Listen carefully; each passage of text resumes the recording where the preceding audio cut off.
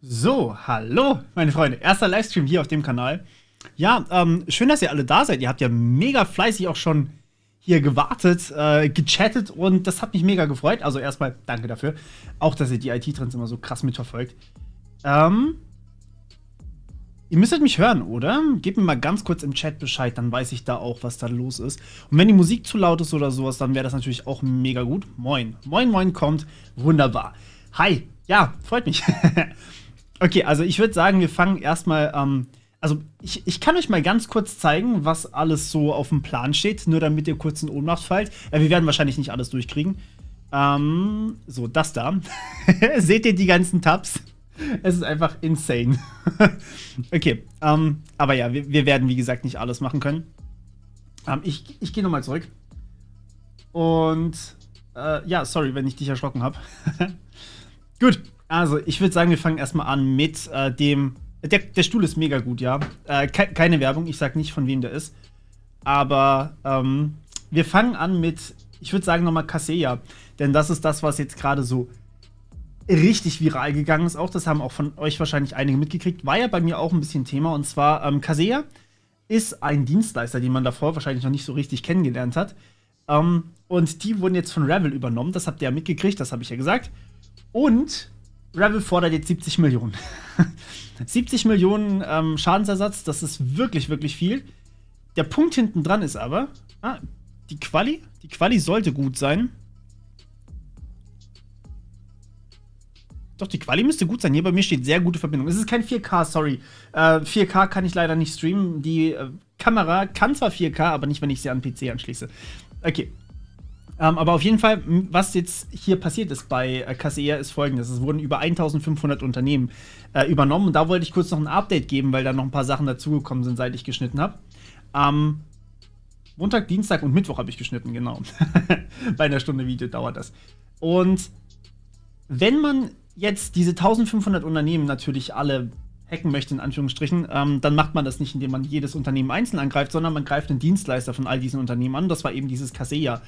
Und die haben halt eine Software gehabt, mit der sie quasi die PCs, die Infrastruktur von den anderen Unternehmen alle fernwarten konnten. Das ist absolut katastrophal ausgegangen natürlich, weil diese Software zum Fernwarten, die, ja, war halt dann angreifbar und darüber sind sie halt quasi auf die ganzen Unternehmen gekommen. Und darüber haben die ganzen Unternehmen dann auch was abgekriegt. Genau.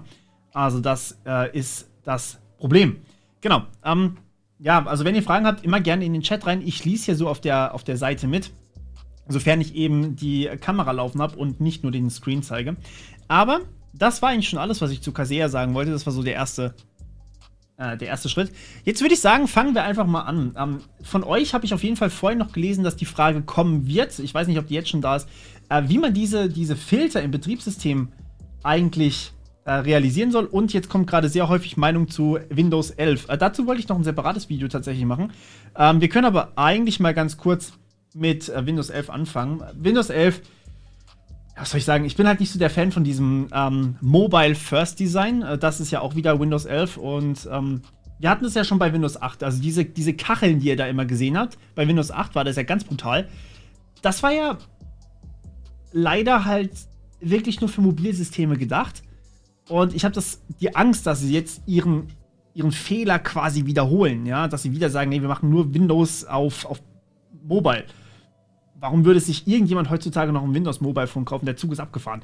So, aber ja, also meine Meinung, wir werden sehen. Ich habe versucht, das Build zu bekommen, dieses Early Test Edition, aber aktuell scheint da noch nicht so viel machbar zu sein, zumindest nicht ohne weiteres.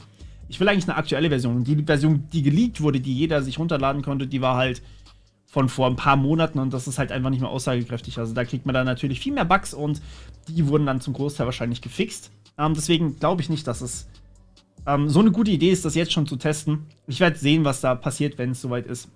Übrigens genau dasselbe mit GitHub Copilot. Das ist für die Coder mega spannend natürlich, weil das Ding, also ganz kurz zusammengefasst, GitHub Copilot, ich habe das auf Twitter geteilt, das macht sozusagen einfach Code für euch aus dem Nichts. Das ist wahnsinnig geil. Sieht zumindest geil aus, aber man kann es halt noch nicht testen. Das ist halt in der Beta. Ja, kann man halt nichts machen. Genau. Also, ich würde sagen, das hakt das Thema eigentlich ab. Ich gehe jetzt mal ganz kurz hier rüber, bis die Frage zu den Filtern im Betriebssystem wiederkommt. Und wir gucken uns das hier mal an. Also, wie gesagt, es ist einiges. Lasst euch nicht verwirren. Wir werden nicht alles durchkriegen. Diese Sachen habe ich von gestern und heute. Also, warum so viel? Ein bisschen überbelichtet. Das ist gut, dass du mir das sagst. Das kann ich ändern. Ich habe doch hier so eine schöne Kamera. So besser für deine Augen. Okay, genau. So, also, Bose. Bose, wahrscheinlich hat auch der ein oder andere von euch Bose-Kopfhörer oder Boxen oder whatever. Genau, Bose hat auch einen Leak gehabt. Und das Ding ist ja immer, wenn wir hier sehen, das hat eine Ransomware, also quasi Ransomware abbekommen. Ja, wir sehen hier, wenn Bose oder wenn irgendeine Firma Ransomware abbekommt, dann heißt das, dass die Firma auch automatisch Code ausgeführt bekommen haben konnte. Das heißt, irgendjemand konnte Code bei denen ausführen, sonst hätte er die Daten nicht verschlüsseln können, sonst hätte er die Dateien nicht verschlüsseln können. Eine Ransomware verschlüsselt immer die Dateien und wenn die Ransomware halt draufkommt auf das System, das ist das, was mir am meisten Angst macht. Also klar, eine Ransomware ist schlimm erstmal, aber das schlimmere Problem ist, man konnte Code auf deren System ausführen. Du weißt nicht, was da davor schon alles passiert ist. Du weißt nicht, ob da vielleicht schon vorher 5 Jahre lang ein Trojaner drauf war. Das kannst du nicht wissen und das ist das, was mir richtig Angst macht. Dass die quasi die ganze Zeit die Daten abgegriffen haben und dann sagen sie irgendwann, jetzt ist mir eigentlich egal, jetzt brauche ich nichts mehr von dir, jetzt bist du irrelevant, jetzt verschlüssel ich all deine Daten und verlange halt Erpressungslösegeld. Das ist das, was am schlimmsten eigentlich ist für eine Firma. Und deswegen, sind Ransomwares nicht nur Ransomwares, sondern immer auch gleichzeitig nicht nur einen Data Breach, sondern auch eben Remote Code Execution in den meisten Fällen. Schwierig, ganz schwierig das Ganze. Außerdem Lösegeldforderungen hin oder her. Zu Ransomware möchte ich gerade generell noch ein bisschen was sagen. Also es gibt einige Statistiken, die behaupten halt, wenn eine Firma Ransomware bekommen hat, eigentlich gar nicht so schlimm. Die meisten haben ein Backup, die meisten können das wieder draufspielen.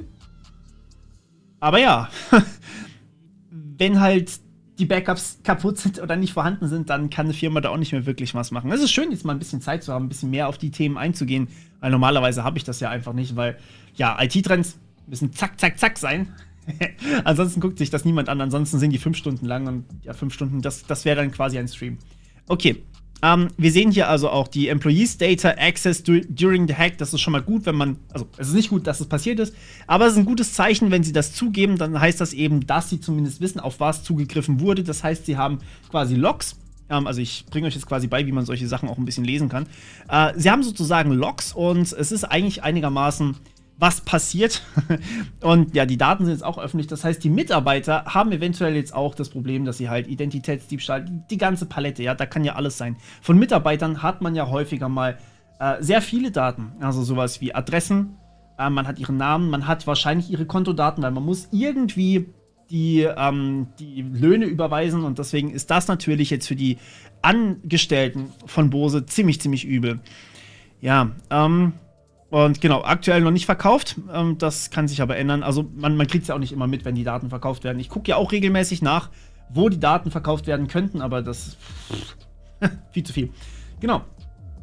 Ich will jetzt mal ganz kurz wieder hier auf Screen umstellen. Nicht wundern, ich wechsle immer mal wieder und dann dreht sich auch die Kamera. So, dann kann ich nämlich eure Kommentare viel, viel besser lesen. Bose macht mehr Sachen. Man weiß halt nicht genau, was immer geleakt wurde, ne? Bose macht auch Boxen, keine Ahnung. Es soll, wie gesagt, keine Schleichwerbung sein, im Gegenteil eigentlich. Aber ja, also man weiß nicht, wo jetzt hierbei die Daten irgendwie abhanden gekommen sind. Ich vermute, dass es halt irgendwie ein Zugriff auf die Datenbank war und deren ganze Serverinfrastruktur. Ansonsten wäre es wahrscheinlich nicht so schlimm. Ich hoffe nicht, dass sie was für die Waffenindustrie machen, das weiß ich aber tatsächlich nicht. Autoteile habe ich auch keine Ahnung, ehrlich gesagt. Ich kann mir vorstellen, dass sie das machen. Der Stream wird automatisch später hochgeladen, genau. Und die Fragen zum Hauptkanal, also, was heißt Hauptkanal? Mittlerweile sind ja beide Kanäle mein Hauptkanal. Die Fragen zum Tutorials-Kanal, die würde ich jetzt hier tatsächlich nicht beantworten. Welches Linux ich nutze, ist Arch, genau. So, Mix aus geschnittenem Video und Livestream ist super gut. Das freut mich. Okay, also ihr könnt gerne, wie gesagt, einfach Fragen stellen. Ich lese dann hier. Ein Tipp zum Upgraden von Android-Geräten. Das ist eine interessante Geschichte. Du hast ja wahrscheinlich die IT-Trends auch gesehen. Es gibt ja jetzt eine Update-Pflicht. Und diese Update-Pflicht betrifft natürlich auch dein Android-System. Aber erst, wenn du halt schon eine Weile dabei bist. Also, das heißt, ich bin mir nicht sicher, ob es auf alle alten Geräte auch gilt. Das, wie gesagt, ist nicht so klar geworden aus dem Gesetzesentwurf. Aber ab 2022 Januar war das, kann man oder ist jetzt der Hersteller verpflichtet, die Sachen zu updaten. Wie lange, steht allerdings auch nicht dabei. Also es kann sein, dass man sagt, hey, Handys müssen jetzt irgendwie ein Jahr abgegradet werden, was sie so oder so werden. Oder Handys müssen 10 Jahre geupgradet werden. Ja, schwierig. Und ja, das T-Shirt ist Rock im Park, das seht ihr wahrscheinlich hier. Ist aber auch keine Werbung. Ich habe das einfach in der Freizeit immer an. Okay, verklagt mich.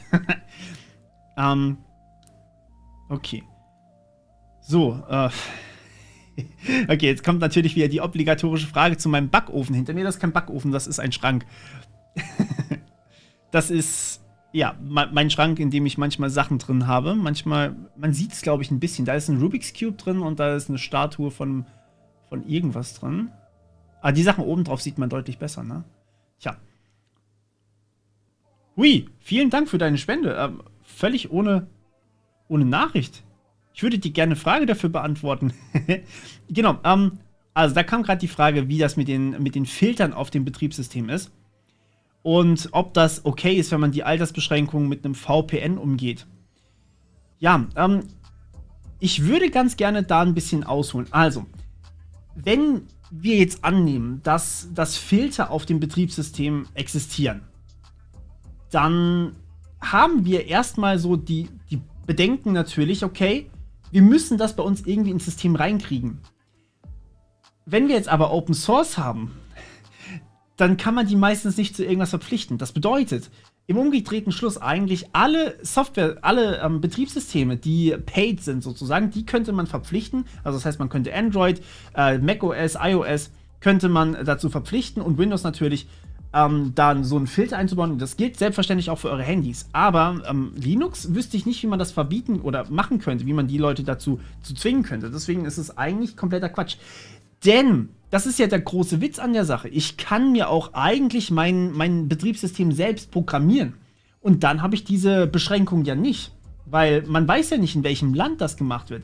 Und wenn ich jetzt mit einem VPN in ein Land gehe, dort Linux runterlade, das hat von mir aus diesen Filtern nicht, weil es in diesem Land nicht vorgeschrieben ist, und das dann bei mir installiere, wie soll das dann überprüft werden? Das ist halt das, was irgendwie noch nicht so ganz verstanden wurde. Das Internet hört nicht an der Landesgrenze auf. Das ist irgendwie so ein easy Fact, der aber irgendwie ständig unter den Tisch fällt. Also in Linux wüsste ich nicht, wie man das integrieren kann. Und das ist auch was Gutes eigentlich, weil man möchte ja ein freies Betriebssystem haben. Man möchte ja keine externe Software dazu haben, die einen dazu zwingen könnte. Okay, jetzt habe ich wahrscheinlich einige Fragen übersprungen hier. Also, Staatsrechner auf Google Play oder F-Droid, das kann ich dir nicht sagen. Ja, dann vielen Dank für deinen Super-Sticker. Das ist mega cool. Okay, Staatstrojaner mache ich nochmal ein separates Video. Da will ich jetzt euch nicht spoilern. Staatstrojaner ist so eine Angelegenheit, die man einfach noch ein bisschen mehr in der Tiefe beleuchten sollte. Glaube ich, finde ich. Und deswegen werde ich da jetzt nicht so genau reingehen. Print Nightmare machen wir gleich noch. Und ich bin am Mitlesen. Gibt es Handys, auf denen man root ist? Und könnte man Kali Linux aufs Handy machen? Ja, kannst du beides machen. Und auch dazu werde ich wahrscheinlich noch Videos machen, denn das ist die einzige Lösung, die ich aktuell sehe, einigermaßen sozusagen ohne die ganze Zeit diese Gefahr zu haben, unterwegs zu sein. Deswegen, ja, selbstverständlich machen wir. Da kommt die Linux-Polizei. Ich hoffe nicht, dass die Linux-Polizei wirklich kommt. Das wär beeindruckend und sehr beängstigend. Ja, genau. Die alten Videos, ja, da gibt's bald eine Plattform für, genau. Okay, also du hast vorhin einen Kommentar geschrieben mit dem Steam-Profilbild. Richtig, genau, da wollte ich auch noch kurz drauf eingehen. Und zwar, wenn man, also Genau, die Steam-Profilbildgelegenheit ist für euch völlig ungefährlich, ja. Das war jetzt nicht irgendwie, Achtung, Steam-Profilbilder sind Malware oder sowas, sondern in den Steam-Profilbildern könnte sich Malware befinden und eine Malware, die ihr euch runterladet von extern, die könnte sich dann von dem Steam-Profilbild die Malware runterladen. Aber ohne, dass ihr wirklich diese ursprüngliche Malware auf dem System habt, passiert da nichts. Also ihr könnt euch das Bild auch runterladen, ihr könnt das analysieren und ihr könnt damit machen, was ihr wollt. Ihr könnt es sogar aufmachen, ohne, also wirklich in so einem Bild-Explorer oder sowas, ohne dass euch da wahrscheinlich was passieren könnte. Aber ich würde es euch nicht garantieren. Deswegen würde ich es auch nicht empfehlen. Generell Sachen aufzumachen kann immer irgendwas machen. Aber es sollte eigentlich kein Problem sein. Ansonsten hätte Steam wirklich ganz andere Probleme. Also das ist wirklich nur so ein Speicherort von Malware, damit man die nicht so leicht blockieren kann per IP oder sowas. Genau. Dann, womit habe ich meinen Trojaner programmiert? Das war einfach eine Android-App. Genau, ja, richtig. Hier.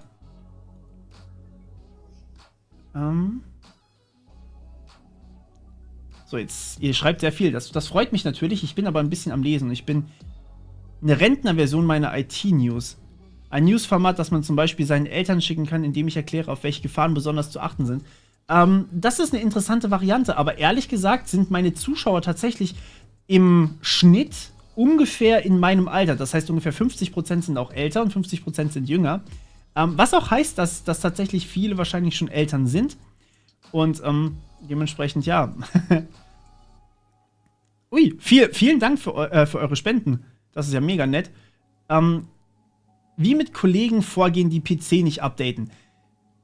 Ja, du kannst ihnen sagen, was passieren kann, wenn sie ihre Rechner nicht updaten. Das heißt, wenn du deinen Rechner nicht updatest, hast du natürlich das Problem, dass alle möglichen Malware draufkommen könnte. Und dann kannst du ja hergehen und sagen, hey, schau mal, das und das könnte passieren. Du kannst ihnen, wenn du magst, die Reaction von mir zeigen auf dieses Cybermobbing-Video von mir aus.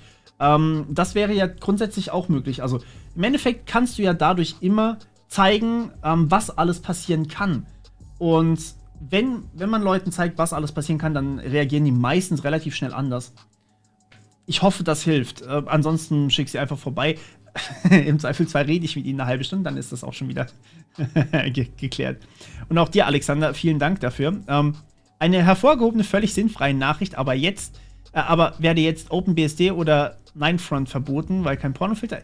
Ich glaube es ehrlich gesagt nicht. Also, ich kann mir eigentlich nicht vorstellen, dass sie Linux verbieten, weil die Betriebssysteme von Servern sind meistens auf einer Linux-Basis und die kannst du ja eigentlich nicht verbieten. Und ehrlich gesagt wüsste ich sowieso nicht, wie man jetzt unterscheiden möchte, ob das Ding ein Server ist oder ob das Ding jetzt ein End-User-PC ist. Und wenn ich jedes Mal bei einem Server beweisen muss, dass ich 18 Jahre alt bin, um diesen Server zu administrieren, dann ist das super nervig. Ich weiß nicht, also das macht überhaupt keinen Sinn. Wie gesagt, es ist nur ein Gesetzesentwurf, deswegen wird da vermutlich noch etwas an Gegenwind kommen. Aber ich glaube nicht, dass das wirklich durchkommt am Ende. Also, ich kann mir nicht vorstellen, dass sie solche Filter wirklich durchbringen wollen. Aber sie hatten ja auch schon angefangen, von wegen die Webseiten direkt beim Hoster zu sperren. Und das wiederum ist eine Option. Es gibt ja andere Verfahren, um irgendwie das Alter nachzuweisen. Da wird ja momentan auch stark dran geforscht. Aber ich hatte auch mal mit ein paar Kollegen drüber gesprochen, also ein paar Kollegen aus dem Kryptofeld. Und die konnten mir auch nicht sagen, wie man das wirklich vollständig anonym machen kann. Beziehungsweise Identitätsnachweis vollständig anonym. Und das ist halt das große Problem an der Sache, dass man da nicht weiter reingehen kann. Ah ja, jetzt scrollt's aber runter. Auch dir, Breeze, habe ich das richtig ausgesprochen? Vielen Dank für deine Spende und vielen Dank für das Kompliment auch natürlich. So, jetzt kommen hier mega viele Fragen gerade rein. Ich wollte eigentlich noch ein paar News machen, aber ich würde gerne auch eigentlich eure Fragen beantworten. Genau, richtig. Also nochmal, um zu diesen Betriebssystemen Filtern oder generell zu den Filtern zurückzukommen. Das ist eigentlich Sache der Eltern. Meiner Meinung nach. Also Jugendschutz, okay, ja. Aber eigentlich ist Jugendschutz ja auch Sache der Eltern. Hauptsächlich, zumindest war das früher bei uns so. Wir hätten alles machen können. Und unsere Eltern haben uns halt gesagt, das darfst du nicht. Ich weiß nicht, warum jetzt hier quasi die Gesetzesgebung sagt, was eigentlich so Sache ist für die Jugendlichen oder halt für die Kinder, was da gemacht werden darf. Das ist schwierig. So, da fragt mich jemand, ob ich schon mal Malware auf dem PC gehabt habe. Oh ja, ich hatte schon mal Malware auf dem PC. Meine erste richtige Malware war von einem Freund geschrieben, damals sogar. Er hat mich richtig getrollt. Vielleicht guckt er gerade zu. Hi Daniel. Naja, auf jeden Fall.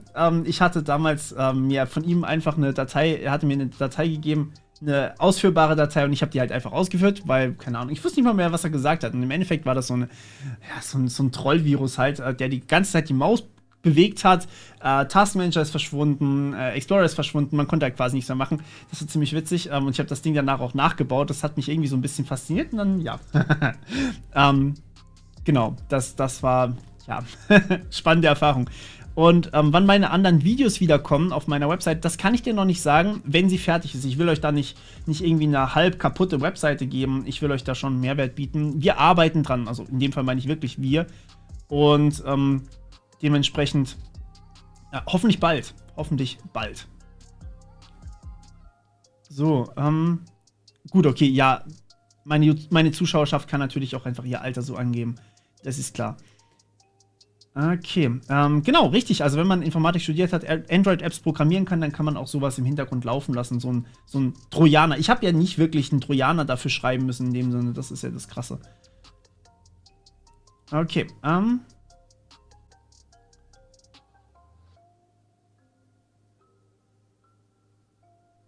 so, jetzt wird wieder gescrollt. Verdammt.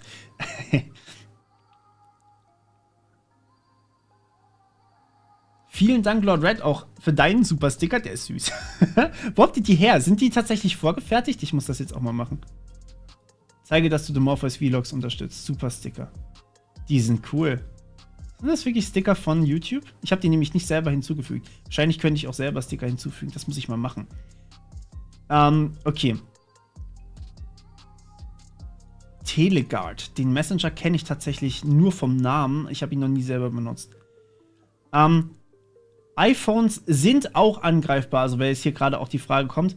iPhones sind auch angreifbar wegen Viren und Trojaner. Das ist nicht vermeidbar. Jede Software hat Bugs, aber man kann zumindest probieren, die Software sicherer zu machen. Und iOS hat natürlich den riesen Vorteil, dass es ähnlich wie Android eigentlich auf einen sicheren Kernel setzt, eine riesige Firma ist.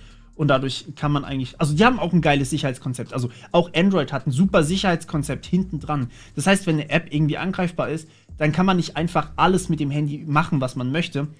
Ihr könnt nicht einfach alle Apps auslesen in dem Sinne, sondern ihr könnt halt zum Beispiel den Screen aufnehmen, klar, aber dafür braucht man Berechtigung. Und dazu müsste man quasi dann die Berechtigung übergehen und so weiter und so fort. Also es ist wirklich nicht einfach, an einzelne Daten von Apps ranzukommen im Rohformat. Aber ja, Screen Recording ist halt das große Problem. So, jetzt werde ich hier teilweise schon fast halblegale Sachen gefragt. Wie kann man sein Handy am besten schützen? Ich würde, also vom Staatstrojaner meinst du jetzt wahrscheinlich, ich würde dir, also für dein Handy an sich Updates machen, das ist das Allerwichtigste dafür. Und für Staatstrojaner oder sowas würde ich nochmal ein extra Video machen, wie gesagt. Genau.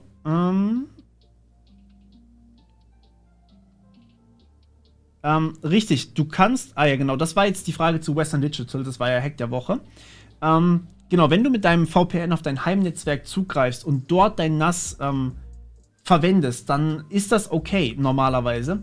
Das Problem ist, wenn du auf dein NAS zugreifst und nicht über ein VPN gehen musst, also wenn dein NAS quasi gehostet ist, wie eine Webseite zu Hause, also du quasi ein Port-Forwarding zu deinem NAS machen musst, dann konnte das eben passieren. Ich glaube, das haben nicht allzu viele Leute gemacht, die meisten sind über VPN gegangen ins Heimnetzwerk, aber es wäre möglich gewesen, dazu gab es quasi extra Software in diesem Live-NAS-System, soweit ich das weiß, aber ja, genau.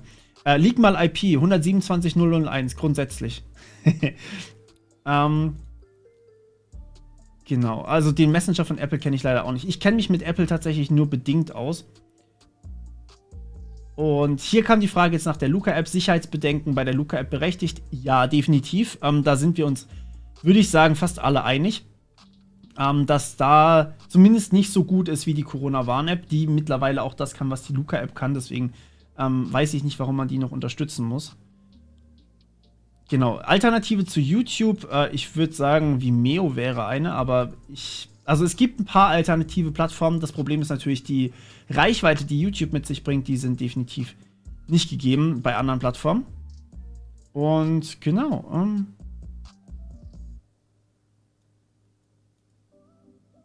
dann kommt noch ein Video zu Digitalpolitik. Ständig kommt ein Video zu Digitalpolitik. Ich habe übrigens auch alle Parteien aus dem Bundestag, das habe ich ja mal in einem Textpost angekündigt, alle Parteien aus dem Bundestag angeschrieben, was sie für ein Digitalprogramm haben. Ich kann euch einen aktuellen Update-Stand geben.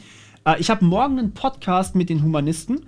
Also erstmal ganz kurz, wen ich angeschrieben habe. Ich habe alle Parteien im Bundestag angeschrieben und ich habe die Parteien angeschrieben, die ihr mir vorgeschlagen habt. Darunter war die Partei, darunter waren die Humanisten, darunter war Volt und natürlich die Piratenpartei. Das sind die gewesen, die ihr mir vorgeschlagen habt und die sozusagen das sein sollten. Und vielen Dank nochmal für deinen Sticker, Alexander. Das ist jetzt, glaube ich, schon der zweite von dir. Genau, ich habe die Parteien alle angeschrieben. Ich habe morgen den Podcast mit den Humanisten. Volt hat mir auch schon geantwortet. Die Piratenpartei hat mit mir auch schon einen Termin vereinbart. Mehr oder weniger noch nicht den eigentlichen Termin, aber wir haben zumindest ausgemacht, dass wir uns unterhalten. Die haben mir per Twitter geschrieben, ist mega cool. Und ich habe von der CDU eine Antwort bekommen und von der FDP habe ich auch eine Antwort bekommen. Die FDP will sich auch mit mir unterhalten. Die CDU hat mir, also ich habe jedem dieselben Fragen geschickt, die CDU hat mir quasi so einen Fließtext geschrieben und von den anderen habe ich noch nichts gehört. Das heißt, in diesem Video zu der Digitalpolitik für die Bundestagswahl kann ich euch nur sagen, was die Parteien mir auch wirklich gesagt haben. Und was vielleicht in ihrem Wahlprogramm drin steht. Das heißt, ich kann euch nicht versprechen, dass ich alles weiß. Also zum Beispiel von links, AfD, Grünen und SPD habe ich noch gar nichts bekommen. Noch nicht mal irgendwie eine Bestätigung, dass sie die E-Mail haben. Und was mich auch ein bisschen wurmt, wegen dem Staatstrojaner-Sachen, also da gab es einige Updates. Wie gesagt, ich berichte darüber noch. Da habe ich auch im Bundestag denjenigen, der das mitgeschrieben hat, angeschrieben über eine offizielle Anfrageplattform. Da kam halt eine Bestätigung von wegen, ja, hey, wir haben es erhalten. Und das war es dann auch schon wieder. Also ein bisschen traurig bin ich da schon, dass man sich da irgendwie nicht drum kümmern möchte. Vor allem habe ich offiziell für ein Interview angefragt, damit sie die Frage halt nicht 50 Mal beantworten müssen, aber ist halt das Einzige, was ich machen kann, ne? Ja, genau. Und jetzt hat sogar jemand meinen Beitrag auf Pro7 gesehen. Ja, ich war heute bei TAF tatsächlich zu sehen. Ganz kurz allerdings nur. Wir hatten ein kleines Interview über eben auch so Rufmord-Sachen und genau. So, ja, okay, dann würde ich sagen, das war erstmal das Wichtigste, was wir jetzt hier gerade so an Fragen hatten. Ihr könnt, wie gesagt, immer natürlich noch weiter Fragen schicken. Ich würde mal die nächste News weitermachen. Also wir hatten gerade Bose, den Leak bei Bose. Wir haben die erste News und ihr seht hier, wie viel wir eigentlich noch vorhaben. Aber ich will, wie gesagt, eigentlich auch Zeit für eure Fragen haben. Genau, also das nächste ist die hier. Fujifilm hat auch Ransomware bekommen, selbes wie gerade eben, wie bei Bose. Wir wissen nicht, wie krass ist der Datenbreach eigentlich wirklich. Was da wirklich passiert ist, das wissen wir nicht. Also wir wissen nicht, wie groß jetzt diese Erpressungszahlen sind. Wir wissen nicht, was davor alles passiert ist. Wir haben eigentlich keine Informationen. Und das Problem ist natürlich, wir wissen nicht, ob unsere Daten, falls wir da Daten hatten, ob die abhanden gekommen sind. Was natürlich unschön ist.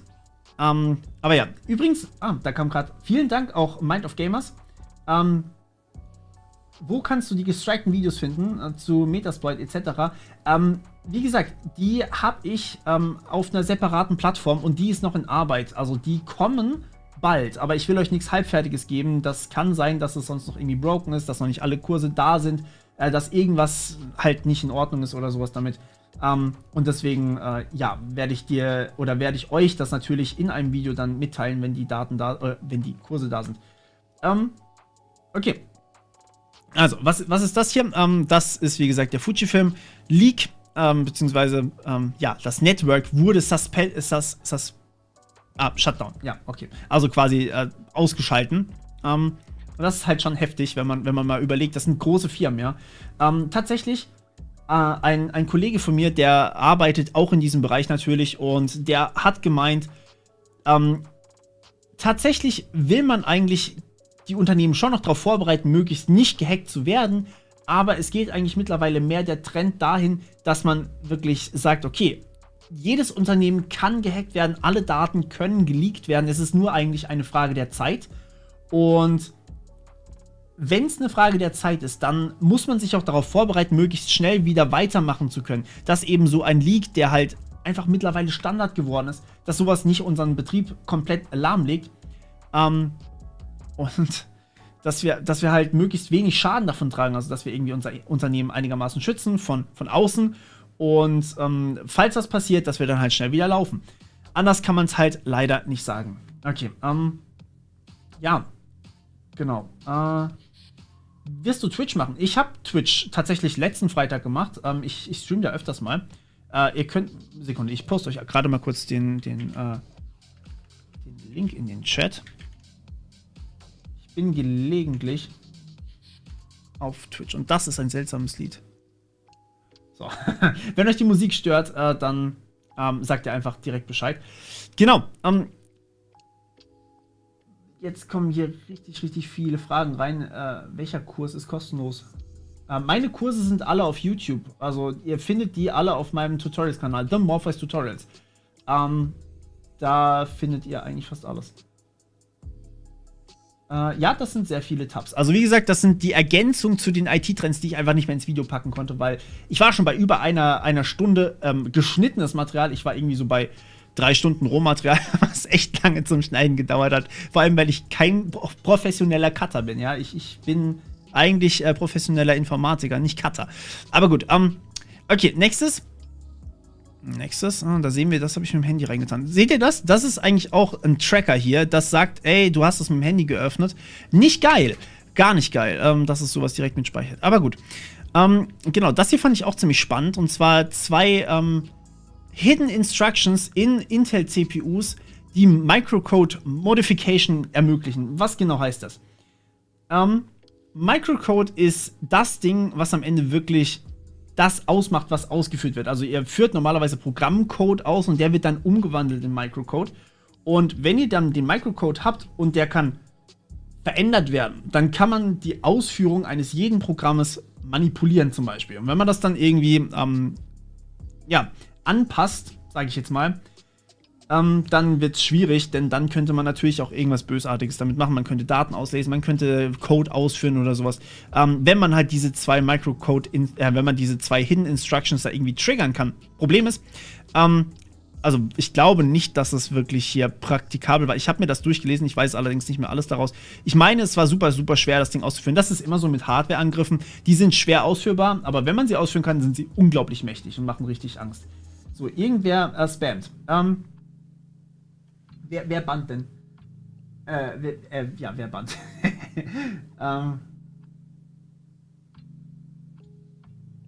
Ich sehe tatsächlich niemanden, der wirklich so schlimm spammt. Gerade.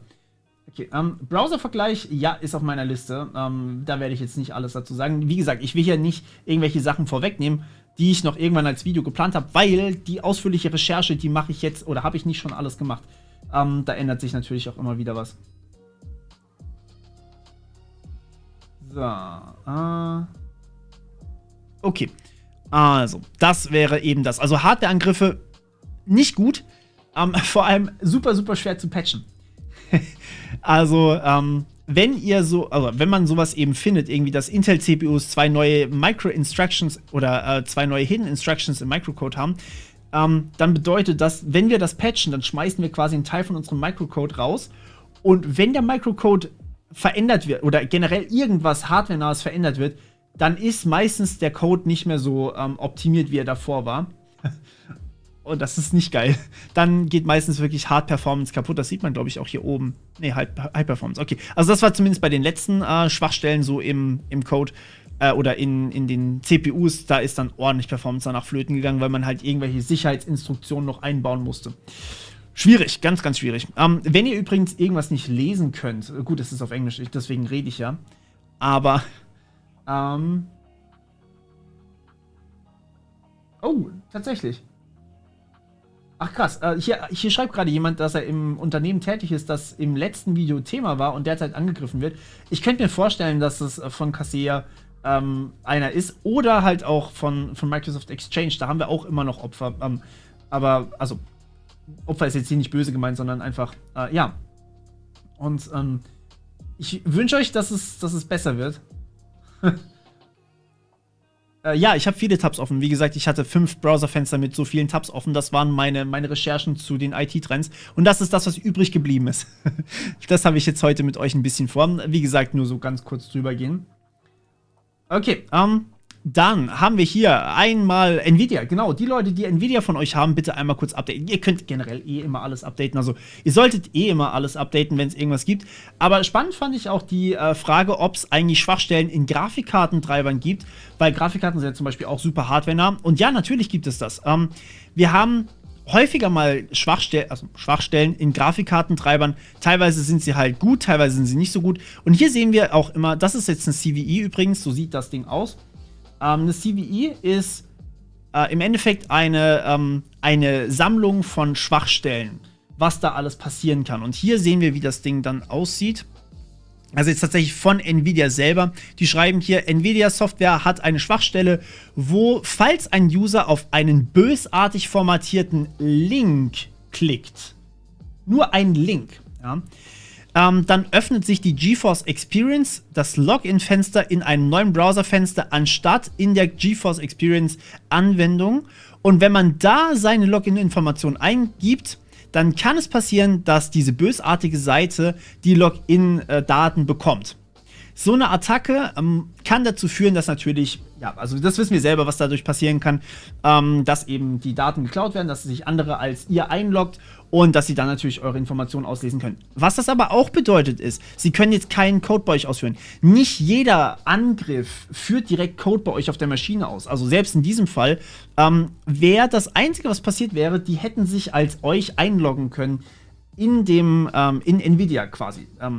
Und das ist natürlich jetzt, also es ist schon schlimm, weil sie Daten von euch auslesen können. Ich weiß gar nicht, was ich alles für Daten bei Nvidia eingegeben habe. E-Mail-Adresse zum Beispiel ist auf jeden Fall dabei, die ist sowieso schon geleakt.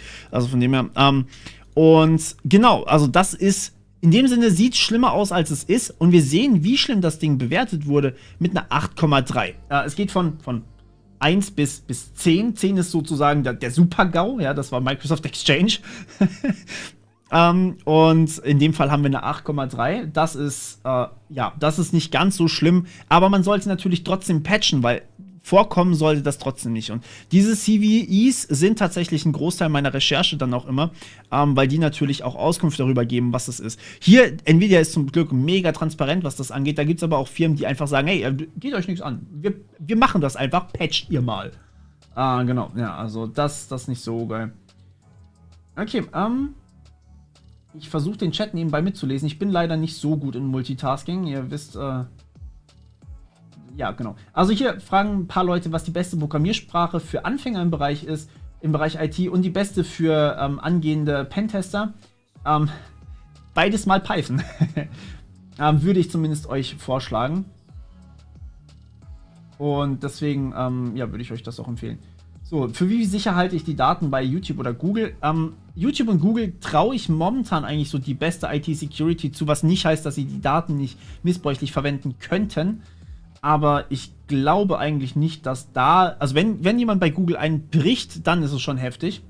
Weil die haben richtig harte Sicherheitspolicies. Die sind richtig, richtig geil. Ich hab mir da mal Teile davon durchgelesen. Man kriegt natürlich nicht alles. Aber, oder kriegt man mittlerweile mehr. Genau.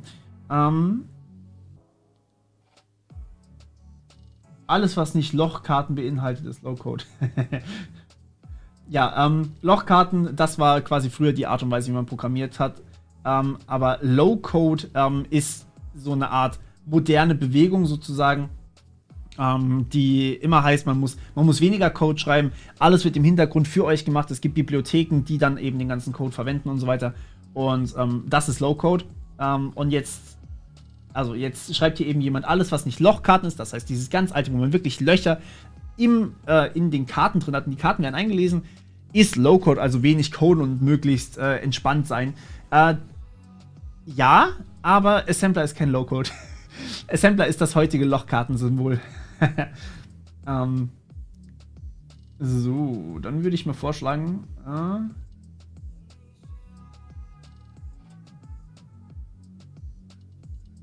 gibt es einen Weg, sich vor Minecraft Cheat Rats zu schützen? Keine Minecraft Cheat Rats runterladen. Das ist die einfachste Lösung. Also solche Cheats sind sehr, sehr häufig irgendwelche Trojaner, weil die brauchen ja sogar die Rechte, die ein Trojaner teilweise auch hätte. Ja, ne? Also, genau. Okay, also wir machen mal hier weiter. Nächstes ist das hier. Das fand ich ziemlich interessant von Frag den Staat. Und zwar erste Auskunftslage gegen die Hackerbehörde CITES. Von denen habt ihr wahrscheinlich noch nicht mal gehört. Es war bei mir auch tatsächlich noch gar nicht so lange her. Muss ich mal ganz kurz hier einen Schluck nehmen. Tatsächlich dazu, kurze Analogie. Ihr seht, ich habe eine Kaffeetasse, ja. Da ist kein Kaffee drin, das ist zu spät für Kaffee. Da ist Energy Drink drin, aber ich kann euch den Energy Drink nicht zeigen, weil ich sonst wegen Sponsoring verklagt werden könnte, hat mir zumindest jemand geschrieben. Und ich bin nicht gesponsert. Deswegen, ansonsten müsste hier die ganze Zeit Werbesendung oder sowas stehen. Das ist komplett bescheuert. Man braucht ein Jurastudium mittlerweile, um YouTube zu machen, ich sag's euch. Okay, also, CITES ist eine deutsche Hackerbehörde. Ich glaube, hier unten stand es doch irgendwann ausgeschrieben, genau. Die zentrale Stelle für Informationstechnik im Sicherheitsbereich. Und die machen eben Überwachungstechniken, eben auch den Staatstrojaner und Hochleistungsrechner für Polizei und Geheimdienste. Und der Witz an der Sache von CITES ist, man weiß nicht, was sie eigentlich tun. Das ist jetzt seit 4 Jahren gibt es diese Behörde. Ich glaube, die meisten haben noch nicht mal davon gehört. Und ja, also die können alles Mögliche. Die haben ein paar Werbefilme, aber alle Anfragen nach dem Informationsfreiheitsgesetz hat die CITES bisher abgelehnt. Und das finde ich halt ein bisschen schwierig. Wenn wir in einer transparenten Demokratie leben, dann sollte sowas nicht ablehnbar sein. Außer es sind laufende Ermittlungen. Laufende Ermittlungen sind natürlich nicht oder sollten nicht so viele sein. Das heißt, die sollten ja irgendwann abgeschlossen sein. Ja, schwierig. Also, genau, die wurden halt alle abgelehnt bisher. Und deswegen hat jetzt eben hier netzpolitik.org und Frag den Staat haben jetzt dagegen geklagt. Und das finde ich super gut. Also, einfach mal eine Behörde, eine Hackerbehörde zu gründen, ohne eine Gesetzesgrundlage dafür zu haben, schwierig. Das, wie gesagt, wurde weder in der Bundesregierung noch im Bundestag beschlossen. Einfach nur das Innenministerium, was gesagt hat, ey, yo, wir machen jetzt eine Hackerbehörde. Geil. So, das wünscht man sich. Okay, und dann haben wir eben hier noch das Problem, wie gesagt, dass sie einfach nicht herausgeben wollen, was sie alles machen, warum sie das machen, auf was für einer Grundlage. Und das Problem ist natürlich so, also wenn wir jetzt das einfach mal so hinnehmen, ja, wir haben eine Sekunde, ich schalte wieder um. Okay. Wir haben eine Hackerbehörde. Und diese Hackerbehörde darf einfach machen, was sie möchte. Es gibt nicht direkt eine Gesetzesgrundlage in dem Sinne. Und man kann nicht rausfinden, was sie genau tut. So, wer guckt dieser Hackerbehörde auf die Finger, wenn die Presse, die eigentlich frei sein sollte, nicht mehr drauf gucken darf? Das ist genau das Problem. Und ja, deswegen kann man hier auch dagegen klagen, was ich super wichtig finde, dass man das getan hat. Weil ansonsten kann man halt einfach sagen, hey, wir setzen Staatstrojaner nur wegen ganz, ganz schlimmen Verbrechen ein. Aber in Wahrheit ist es halt wegen allem so ungefähr. Also quasi wegen Drogen etc. Übrigens, weil mich manche Leute auch einfach mal wieder fragen, hey, wenn du sagst, anonym sein im Internet ist mega wichtig, was sollen wir dann gegen die ganzen Drogendealer machen? Wie wär's, wenn wir mal nach einer alternativen Drogenstrategie suchen, wo wir schon gerade beim Thema sind, ne? Okay, also, jetzt würde ich mal ganz kurz wieder hier rüber switchen und eure Fragen lesen. Genau, ist das nicht so ähnlich wie die Schufa? Ja, genau, die Schufa ist genauso. Das ist einfach auf keiner wirklichen. Okay, es ist wahrscheinlich schon auf einer Grundlage, aber es ist eigentlich so eine Datenkrake. Hey, wir schnappen mal von euch die Daten. Ja, genau. So. Auf welcher Grundlage verschwenden die unsere Steuergelder unabhängig vom Hacking-Hintergrund? Ist das schon schlimm genug? Ja, da stimme ich dir zu. Das ist tatsächlich nicht ohne.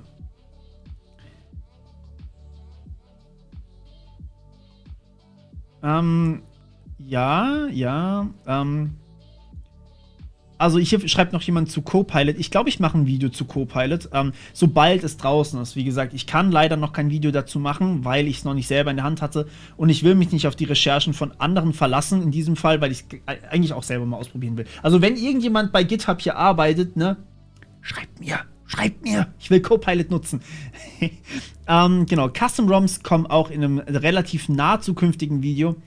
Und Genau, der Strom, genau, der Stream bleibt nachher online. Sprachfehler incoming, ich sag's euch. Ich habe heute schon viel zu viel geredet. Ich habe heute übrigens ungefähr 5 Videos aufgenommen für meinen anderen Kanal, also quasi Tutorials. So. Werde ich Twitch machen. Ich habe vorhin meinen Twitch reingepostet. Kannst mal suchen nach Morpheus407. Da ist tatsächlich mein Twitch. Also ich habe das Ganze jetzt so gemacht, ja. Nur mal ganz kurz zum Aufklären. Ich streame auf diesem Kanal IT-Sachen, die für alle Leute irgendwie relevant sind, die nichts mit Bildung in dem Sinne zu tun haben, sondern die einfach irgendwie Awareness-Sachen sind, die für alle irgendwie wichtig sind. Und ich streame auf Twitch Gaming, so Unterhaltungszeug, ja. Mache ich gelegentlich mal. Nicht viele Zuschauer, muss auch nicht sein. Es macht mir einfach Spaß und ich kann da vielleicht 1 oder 2 Sachen beantworten, die so privat irgendwie kommen, Anfragen. Und auf meinem anderen Kanal, auf meinem The Morpheus Tutorials Kanal, da streame ich eigentlich hauptsächlich, wenn ich irgendwie so Erklärungssachen mache, also wirklich so Coding-Zeugs, Hacking-Tutorials oder so, wobei ich das ja nicht mehr darf, deswegen das wahrscheinlich nicht, aber ihr versteht, was ich meine. Okay, wie stehe ich zur Legalisierung von Cannabis? Ja, das ist eine interessante Fragestellung und ich weiß nicht, wieso man da nicht unbedingt dafür sein kann. Ich bin eingeschränkt dafür, muss man aber auch dazu sagen, eingeschränkt. Zitiert mich hier bitte nicht falsch, denn ich bin nicht einfach so dafür, hey, alle sollten alles kaufen, sondern es geht auch ein bisschen darum, die Leute aufzuklären, was die Gefahren davon sind, dass es nicht ungefährlich ist, das zu konsumieren. Ähnlich aber auch wie bei Alkohol oder bei Tabak, ja? Da sollte man das auch machen. Und dass man das eben nur kontrolliert rausgibt. Und dann kann man natürlich auch einfach viel, viel mehr damit machen. Also ich meine, mitten in Berlin, ja. Ich erzähle die Geschichte ganz gerne. Das war damals die allererste MorphCon, die wir gemacht haben. Die war damals super klein. Wir waren in Berlin, so ein kleines Startup-Unternehmen und ich. Und wir hatten ein paar von euch eingeladen und, oder eigentlich konnte fast jeder kommen, der wollte. Und wir hatten uns da mal getroffen, hatten ein paar Sachen, einfach so ein bisschen zusammen gechillt, bisschen gezockt, bisschen geredet. Und ich habe halt in Berlin übernachtet. Ich war davor noch nie in Berlin. Und ich habe mir ein Airbnb gemietet, mitten beim Görlitzer Park. Und ich bin halt morgens um 7 bin ich auf die Straßenbahn gelaufen. Und ich habe auf dem Weg, ich glaube, ich habe mitgezählt, 8-mal Gras angeboten bekommen und 2-mal Koks. So, mitten in Berlin. Und die Polizei stand nebendran und hat Strafzettel für Autos ausgeschrieben. Okay, das zeigt doch schon, dass wir mit der Drogenstrategie momentan nicht wirklich weiterkommen. Aber wie gesagt, das ist nicht mein Gebiet. Ich bin Informatiker. Es ist nur meine private Meinung. Also heißt nicht, dass ich jetzt alle Seiten beleuchtet habe. Also bitte nagelt mich darauf nicht fest. Aber trotzdem, das ist schon irgendwie beängstigend, oder nicht? Ja, genau. Also wie stufe ich die Privatsphäre bei iCloud ein? Ich kenne iCloud leider nicht im Detail. Da kann ich nur sagen, ich kann mich drüber informieren. Ich kann dir allerdings nicht versprechen. Es wäre eigentlich auch mal cool, so die Share-Hoster zu analysieren. Ja, kann ich gerne mal machen. Weiß ich, was ich wähle? Oh, das werde ich tatsächlich nicht sagen. Ich will nicht euch irgendwie beeinflussen, was ich wähle. Ich will, dass ihr euch selber ein Bild macht. Und wie gesagt, ich werde ein Video zumindest über den Teil machen, in dem ich mich auskenne, also über die Digitalpolitik der einzelnen Parteien. Und dann, ja. Genau. So, moin moin, nette Runde hier. Warum darfst du eigentlich kein Hacking-Content machen? Weil YouTube gesagt hat, Hacking-Tutorials sind nicht in Ordnung. Und mich da auch mal ein paar Mal dafür gestrikt hat und ich hatte da richtig Probleme damit. Das Problem ist, wenn du halt 4 Strikes bekommst, sind alle deine YouTube-Kanäle weg. Und das ist halt, das will ich nicht riskieren, deswegen werde ich die woanders hosten. Genau, Videos zu AWS will ich auf jeden Fall auch machen, das ist klar. Okay, würde sagen, nächste News hier. Wir haben noch ein paar vor uns. So, Hackerbehörde zieht es, haben wir geklärt. Das nächste ist, oh ja, SolarWinds, genau, das war das. Wir haben hier, also SolarWinds, ich weiß nicht. Oh, vielen Dank, Mo, für deinen Supersticker. Mega nett. Aber ich sehe gar keine Frage dazu. Okay, ich versuche einfach, dich zu finden, wenn du eine Frage stellst. Moment, du hast eine Frage gestellt. Sonst würde dir niemand antworten. Okay. Auf jeden Fall, genau, SolarWinds war ja der Hack des Jahres letztes Jahr. Im Endeffekt, was passiert ist, war, über SolarWinds, das war auch im Endeffekt ähnlich wie bei Kaseya, so ein Support-Hack, also quasi eine Firma, die mega viele andere beliefert, wurde gehackt und übernommen und da hat es dann halt einen Super-GAU gegeben im Endeffekt, weil sehr viele andere Anbieter auch dadurch gehackt wurden. Unter anderem eben auch JetBrains, das war der IDE-Hersteller, den ich immer benutze, und Microsoft war dabei und so weiter und so fort. Also es war riesig.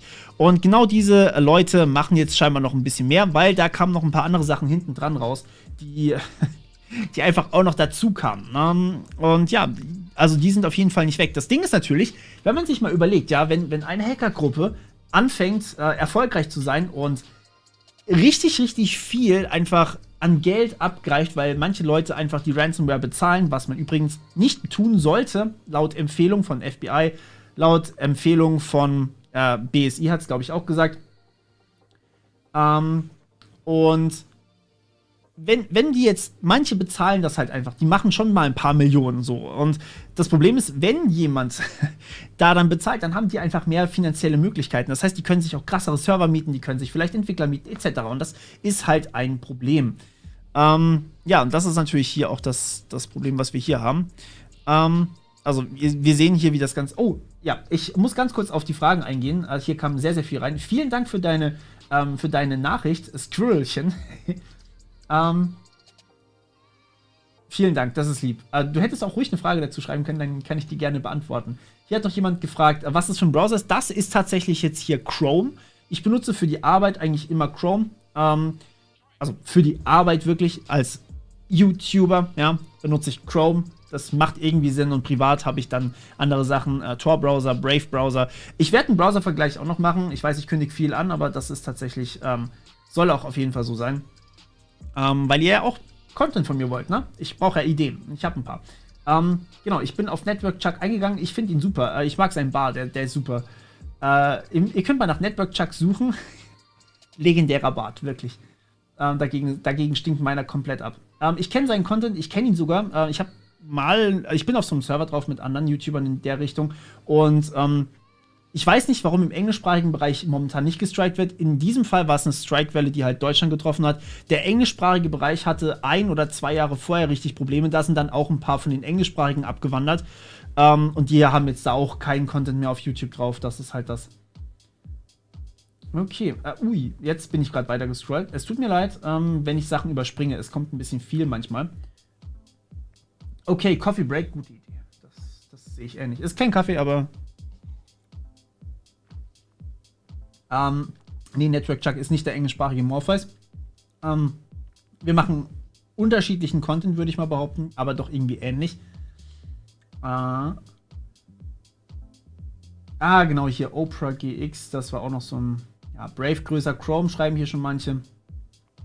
Genau, und ja, okay, also ich würde sagen, wir machen mal, wie gesagt, was ich von Sachen halte, das werden wir dann in einem dedizierten Video dann auch machen. Okay, also, wo waren wir? Genau hier. Wir hatten im Endeffekt hier solche Indicators of Compromise, das sind auch immer super Sachen. Und was ich dann auch immer bei der Recherche mache, das werde ich jetzt hier live nicht machen. Wie gesagt, ich habe mir einfach nur die Links einigermaßen aufgemacht und will die jetzt nur kurz durchgehen. Ich habe mir die vielleicht vorher überflogen, aber ich habe nicht so eine detaillierte Recherche gemacht vorher, wie ich es bei den IT-Trends immer gemacht habe. Aber wenn wir hier drauf gehen, dann sehen wir hier, okay, das wäre jetzt die originale Quelle gewesen, die würde ich dann normalerweise wahrscheinlich auch noch lesen. Dass hier eben Nobelium heißen die jetzt, hinter den SolarWinds-Angreifern steckt. Ja, also ihr seht, die haben schon echt viel gemacht. Krasse Sachen. Also es geht weiter. Okay, das ist jetzt ein Thema. Genau, richtig hier. EA gehackt. Quellcode von FIFA 21 und Battlefield Engine geklaut. Was das jetzt natürlich für eine Folge bei EA hat, das ist halt auch schwierig, weil man es nicht genau weiß.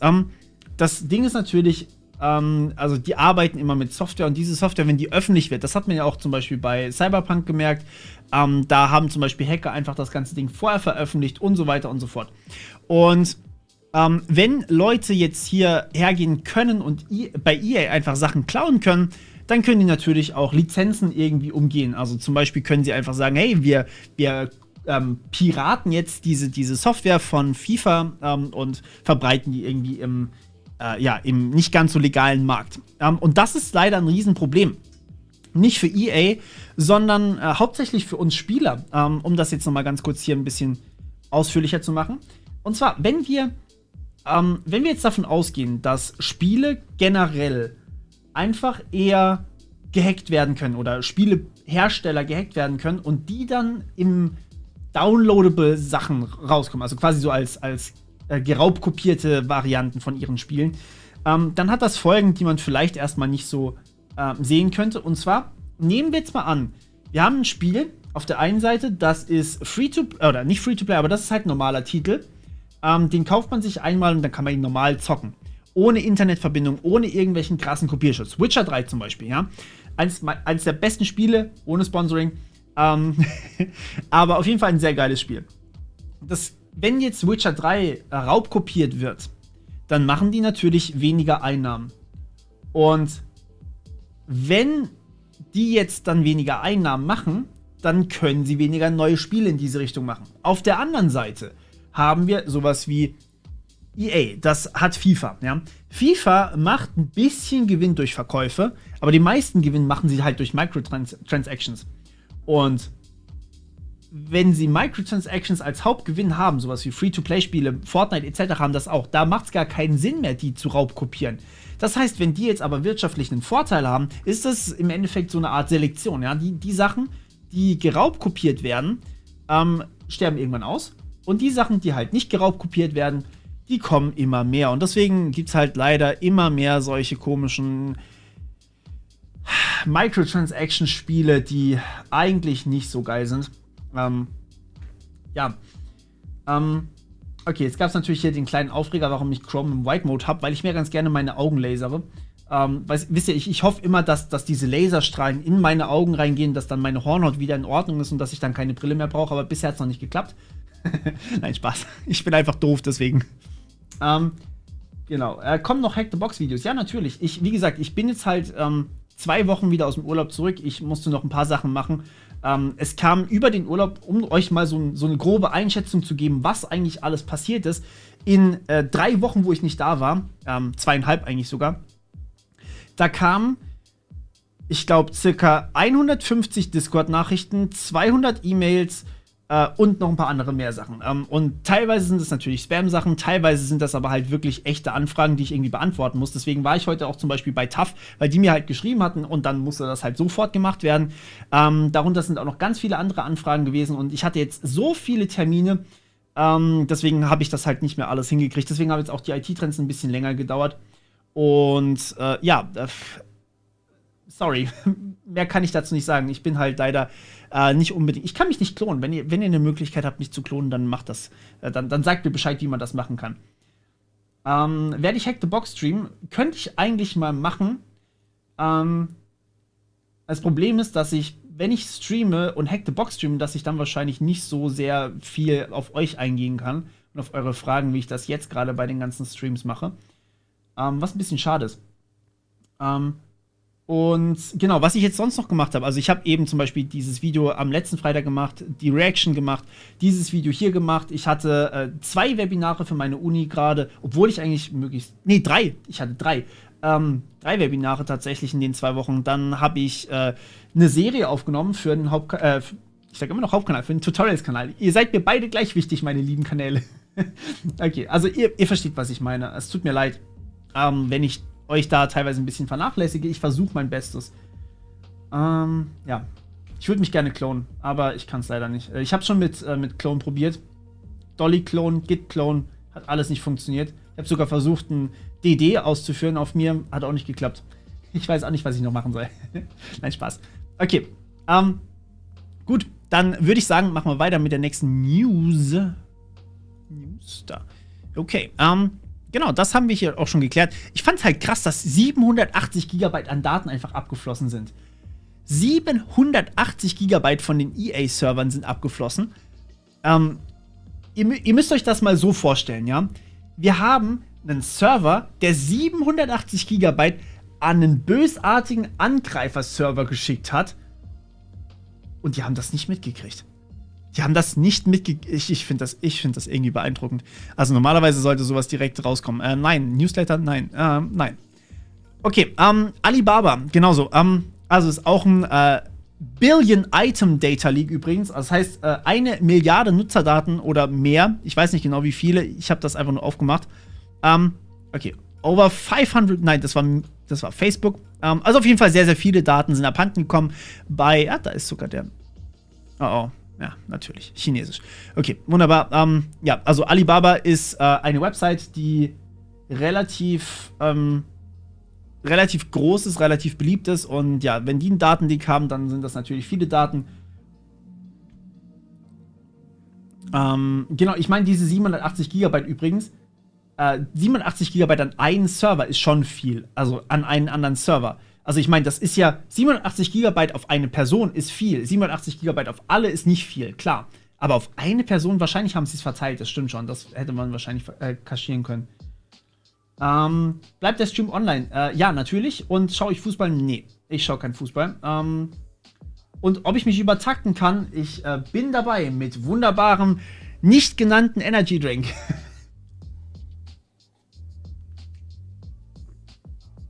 Ich kaufe tatsächlich die Artikel nicht alle. Ich kaufe, also ich meine, in dem Fall sind die Sachen ja gratis hier. Das ist ein öffentlicher Artikel. Ich versuche mich auf Gratisquellen zu beziehen, weil ich will die ja euch auch weitergeben. Manche Artikel gibt es nicht anders, klar. Aber im Normalfall versuche ich euch Gratisartikel zu zeigen.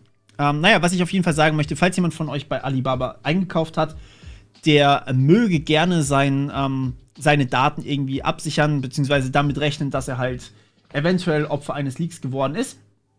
Und ja, mehr kann man dazu leider gar nicht mal so sagen, ne? Ist irgendwie schade, aber wie gesagt, man muss damit rechnen. Mittlerweile sind ja geschätzt 50% aller Deutschen, wahrscheinlich sogar mittlerweile Tendenz deutlich höher, aller Deutschen deutlich höher an, also in irgendeinem Datenleak drin. Ja, das heißt eine E-Mail-Adresse. Ich bin auch von der E-Mail-Adresse-Leak betroffen, weil League of Legends irgendwann mal einen Datenleak hatte. Und ja, da war ich auch dabei. Schwierig. Hier fragt jemand, ob ich heute noch empfehlen würde, Java zu lernen. Ich würde erstmal Python lernen. Und wie viel Gigahertz ich jetzt laufe, ich habe leider keinen Clock gerade bei mir dran angeschlossen, aber wir können mal so ein Strommessgerät anschließen, dann können wir es vielleicht rausfinden. Ja, ich weiß, Energy Drinks sind nicht gesund, aber ich hatte heute schon 3 Kaffees und ich brauche ein bisschen mehr Energie, weil ich einfach seit heute Morgen um 6 wach bin und noch das Video fertig gemacht habe. Pokémon Product Placement. Das ist kein Pokémon. Das tut nur so. Okay, also.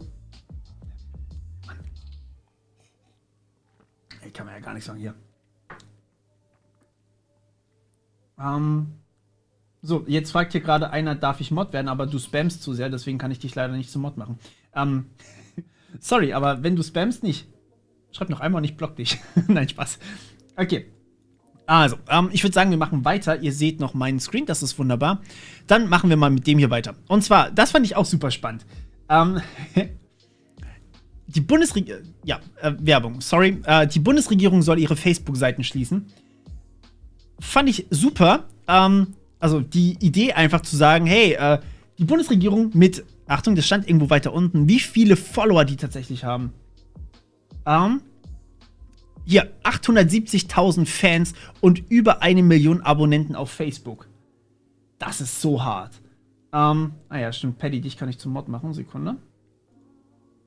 Hier, genau. So, jetzt müsstest du Mod sein. Er ist übrigens auch schon bei mir auf dem Discord-Mod, also wundert euch nicht. Okay, also, 1 Million Abonnenten hatten sie und jetzt haben sie eben entschieden, okay, man darf keine Facebook-Seiten mehr betreiben, weil Datenschutz. Man darf jetzt offiziell also laut deutschem Datenschutzrecht keine Facebook-Seite mehr betreiben. Das könnte mir auch eventuell zum Verhängnis werden, weil ich ja auch eine Facebook-Seite habe, die ich allerdings nicht verwende. Also falls ihr mir irgendwann mal auf Facebook geschrieben habt, es tut mir leid, ich komme einfach mit Facebook nicht hinterher und ich will die App nicht mehr auf meinem Handy haben. Und wenn ich die App nicht habe, dann vergiss ich das Zeug. Also, ja. Genau. Das heißt, im Endeffekt, wenn man jetzt die Bundesregierung dazu zwingt, die Facebook-Seiten zu schließen, wegen Datenschutzbedenken, dann müsste das eigentlich für jedes Unternehmen auch gelten.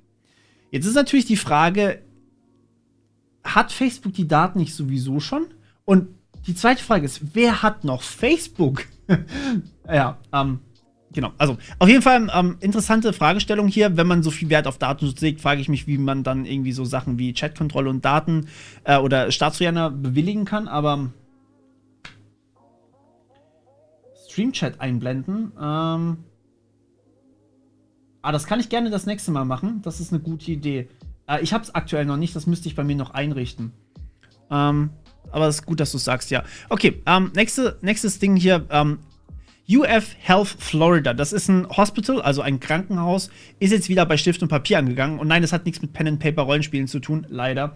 Was das bedeutet, ist auch ziemlich heftig. Wenn wir mal überlegen, dass Krankenhäuser tatsächlich zurück zu Stift und Papier müssen, um ihre Patienten quasi zu bearbeiten.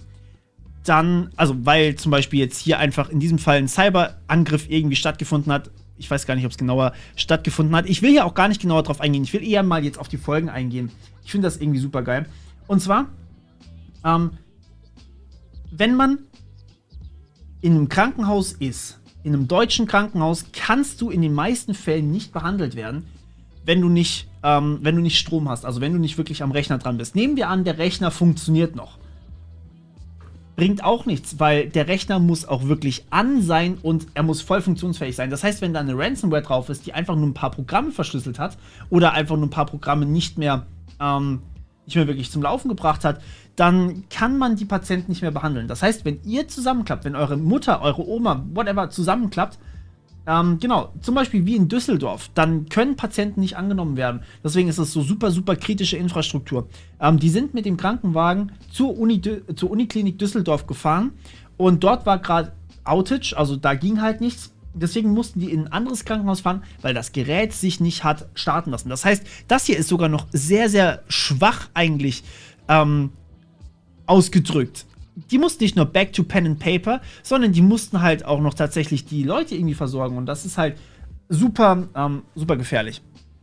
Ja, was soll ich sagen? Also Krankenhäuser sind halt super kritische Infrastruktur und mittlerweile brauchst du halt auch bei einem Krankenhaus einfach irgendwie zumindest mal eine IT-Infrastruktur. Und wir haben ja darüber auch schon mal ein Video gemacht. Das ist halt, es ist echt schwer. Ja. Genau. Alles klar. Gut, so viel dazu. Nächstes Ding ist. Oh, das weiß ich nicht mehr, was das war. Genau, das war das. Das würde ich vielleicht hinten anstellen. So spannend war das tatsächlich nicht. Das hat was mit Cloud Computing zu tun. Ging ganz kurz, eigentlich kann ich es ganz kurz erwähnen, ging um die Google Compute Engine. Die war mit einem DHCP-Angriff übernehmbar. Also quasi, man konnte da was machen. Ich würde euch das ist jetzt eher für die Techies unter euch, für wirklich harte Techies. Könnt ihr gerne mal durchlesen. Das würde ich, wie gesagt, hier mal rausschmeißen. Auch das hier ist für VMware vCenter gewesen. Das wollte ich euch eigentlich nur mal ganz kurz reinschmeißen in den Chat. Das sind Sachen, die sind nicht ganz so interessant für die vielleicht nicht so tief in der Materie drinstecken. Das hier wiederum ist ein bisschen was anderes. Und zwar Protocol Flooding Attack sagt im Endeffekt, man konnte über ein Protokoll quasi so viel draufschleudern, also in dem Fall war es der Tor-Browser, für den es jetzt übrigens ein Update gibt. Also falls ihr Tor-Browser verwendet, solltet ihr tatsächlich updaten. Und man konnte so viel, jetzt habe ich das im Auge, so viel Daten da irgendwie reinschleusen, dass eben der Browser halt nicht mehr richtig funktioniert hat. Genau, also ja, ich habe das hier nicht komplett durchgelesen. Hier gab es eine riesen Diskussion auf GitLab, wo das Tor-Projekt liegt. Übrigens natürlich auch Open Source. Wusstet ihr, dass ihr den genau, Nicknack, du kriegst auch noch die Rechte, richtig. Wusstet ihr, dass ihr bei Tor den kompletten Code lesen könnt? Das ist ziemlich cool. Also offensichtlich, weil Open Source. Aber ihr könnt dann hier tatsächlich sagen, ey, ich möchte, sagen wir mal, was macht denn dieser Chrome-Ordner hier? Warum ist da ein Chrome-Ordner? Oh, okay, Chrome Protocol-Händler, Chrome Registry und ihr seht, in was es geschrieben ist, C++. Dann könnt ihr euch halt die Sachen angucken. Also es ist viel Code, okay, aber ihr könntet, wenn ihr wolltet. Aber ja, so viel dazu. Okay, genau, das nächste wollte ich euch ganz kurz sagen, wenn ihr, achso, richtig, da kamen noch Fragen rein, es tut mir leid. Einmal kurz rüber switchen, das war das Falsche, das wollte ich. So, genau. Okay, ich frage mich, warum noch keine Hackergruppe E-Mail geschickt haben, in der sie beispielsweise sagen, dass sie von Google sind, den Hacker als Achso, den Empfänger als Beta-Tester ausgesucht haben. Doch, das ist schon vorgekommen. Aber das merkt man ja. Du kannst ja E-Mails wirklich so analysieren und gucken, ob das auch wirklich von demjenigen ist. Und dann merken die meisten eigentlich, hey, ist nicht echt. Also deswegen merkt man sowas. So, dann... Also ja, man kann bei den allermeisten, bei den wichtigsten Softwarebestandteilen, die man im Open-Source-Bereich, also generell Open Source heißt ja, dass ihr den Code lesen könnt. Und alles, was Open Source ist, kann man testen. So, ich bin dunkel. Jetzt bin ich zu dunkel. So. Vorhin war ich zu hell, jetzt bin ich euch zu dunkel. Ich kann das gerne ändern, ihr müsst mir das nur sagen. Danke. Okay,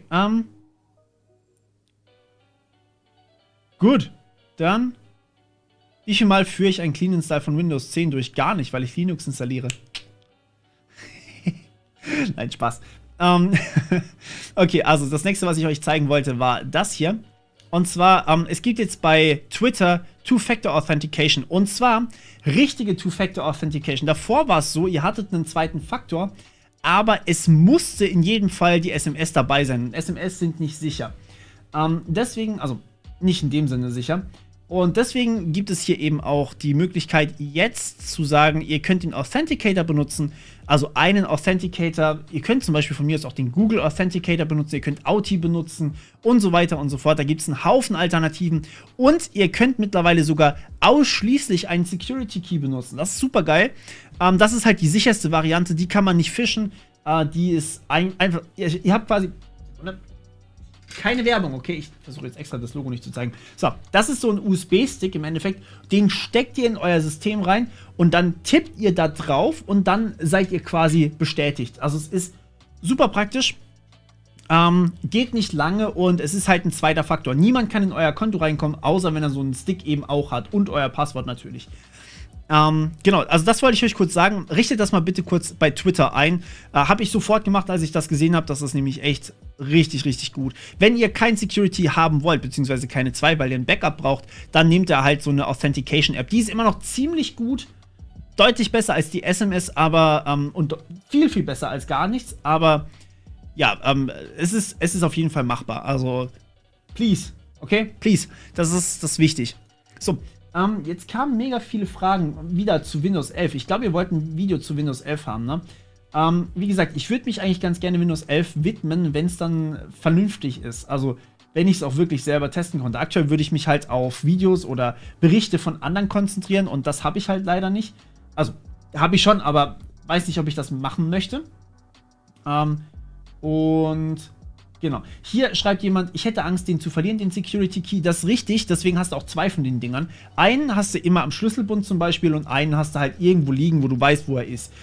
Egal welchen von beiden du benutzt, du kannst sie beide verwenden und wenn du dann einen verloren hast, schaltest du das Ding ab, also die Zwei-Faktor-Authentifikation und machst sie wieder neu an, wenn du den zweiten Security Key, also wenn du quasi einen nachbestellt hast. Das heißt, du hast halt einen Backup-Key und selbst wenn du verlierst, passiert dir eigentlich gar nichts. Das ist ein super wichtiger Security-Tipp eigentlich.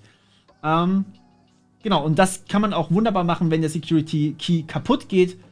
Und wo du so einen herbekommst. Ich habe mal ein Sponsoring gemacht mit so einer Firma. Ich darf jetzt hier nichts dazu sagen, sonst müsste ich was einblenden.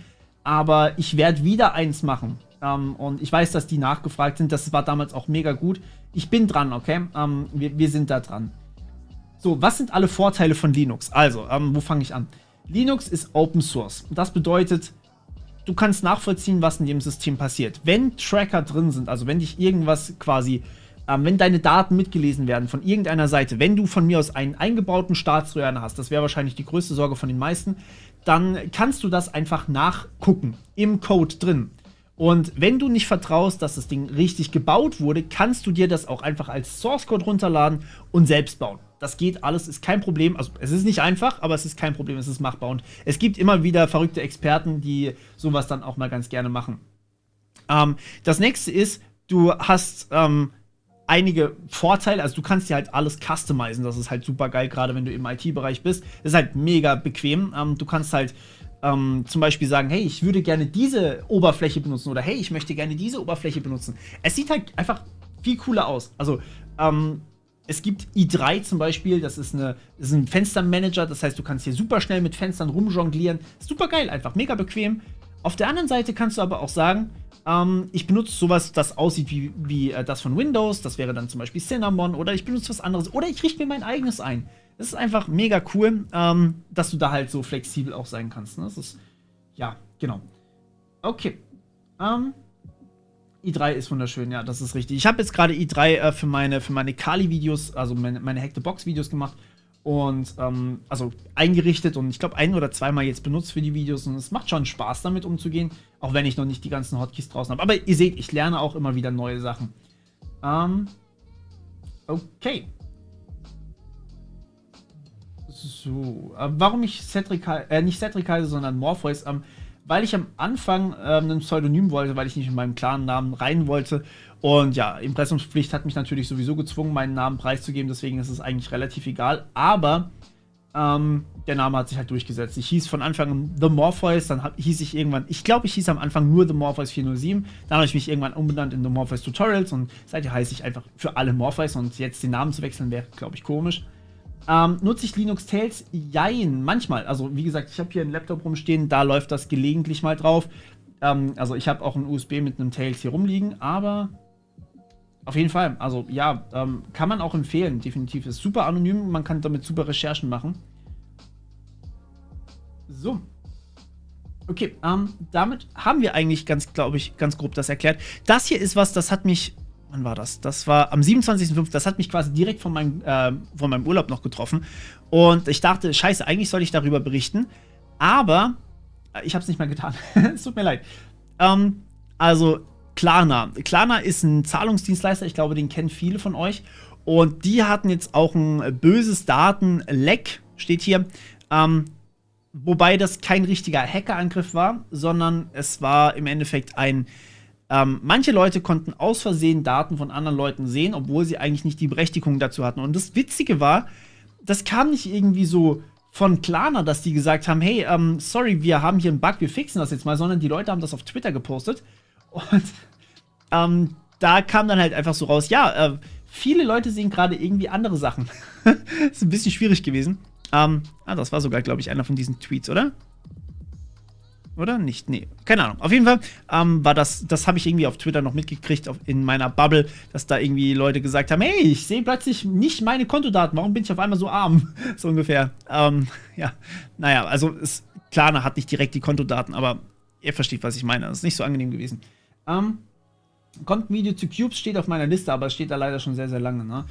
Ich persönlich bevorzuge Tails tatsächlich, auch wenn Cubes eigentlich ein super Betriebssystem ist, aber ich weiß nicht, ich bin halt mit Tails irgendwie ein bisschen erwachsener geworden. Und genau. Genau, ich heiße Cedric Mössner mit bürgerlichem Namen, das ist richtig. Und kann ich mal Hack the Box live machen? Ja, habe ich vorhin gesagt, dass ich das eventuell mal überlege, aber ich weiß noch nicht genau, ob das so gut funktioniert. Wir müssen es mal testen, okay? Das Problem ist, wie gesagt, ich kann dann halt nicht auf euch mega gut eingehen, weil ich mich da auch krass konzentrieren muss und ich bin nicht so gut Multitasking. Da bin ich ehrlich mit euch. Das ist leider nicht so meine Stärke. So. Okay. Und ja, zu den Videos, die ich löschen musste, die habe ich natürlich schon eine Lösung gefunden. Ich arbeite dran, dass die noch besser wird. Ich lasse es euch auf jeden Fall wissen. Genau, die weiteren Verwendungsmöglichkeiten von den Security Keys, ich sage jetzt hier absichtlich Security Keys, die werde ich natürlich auch noch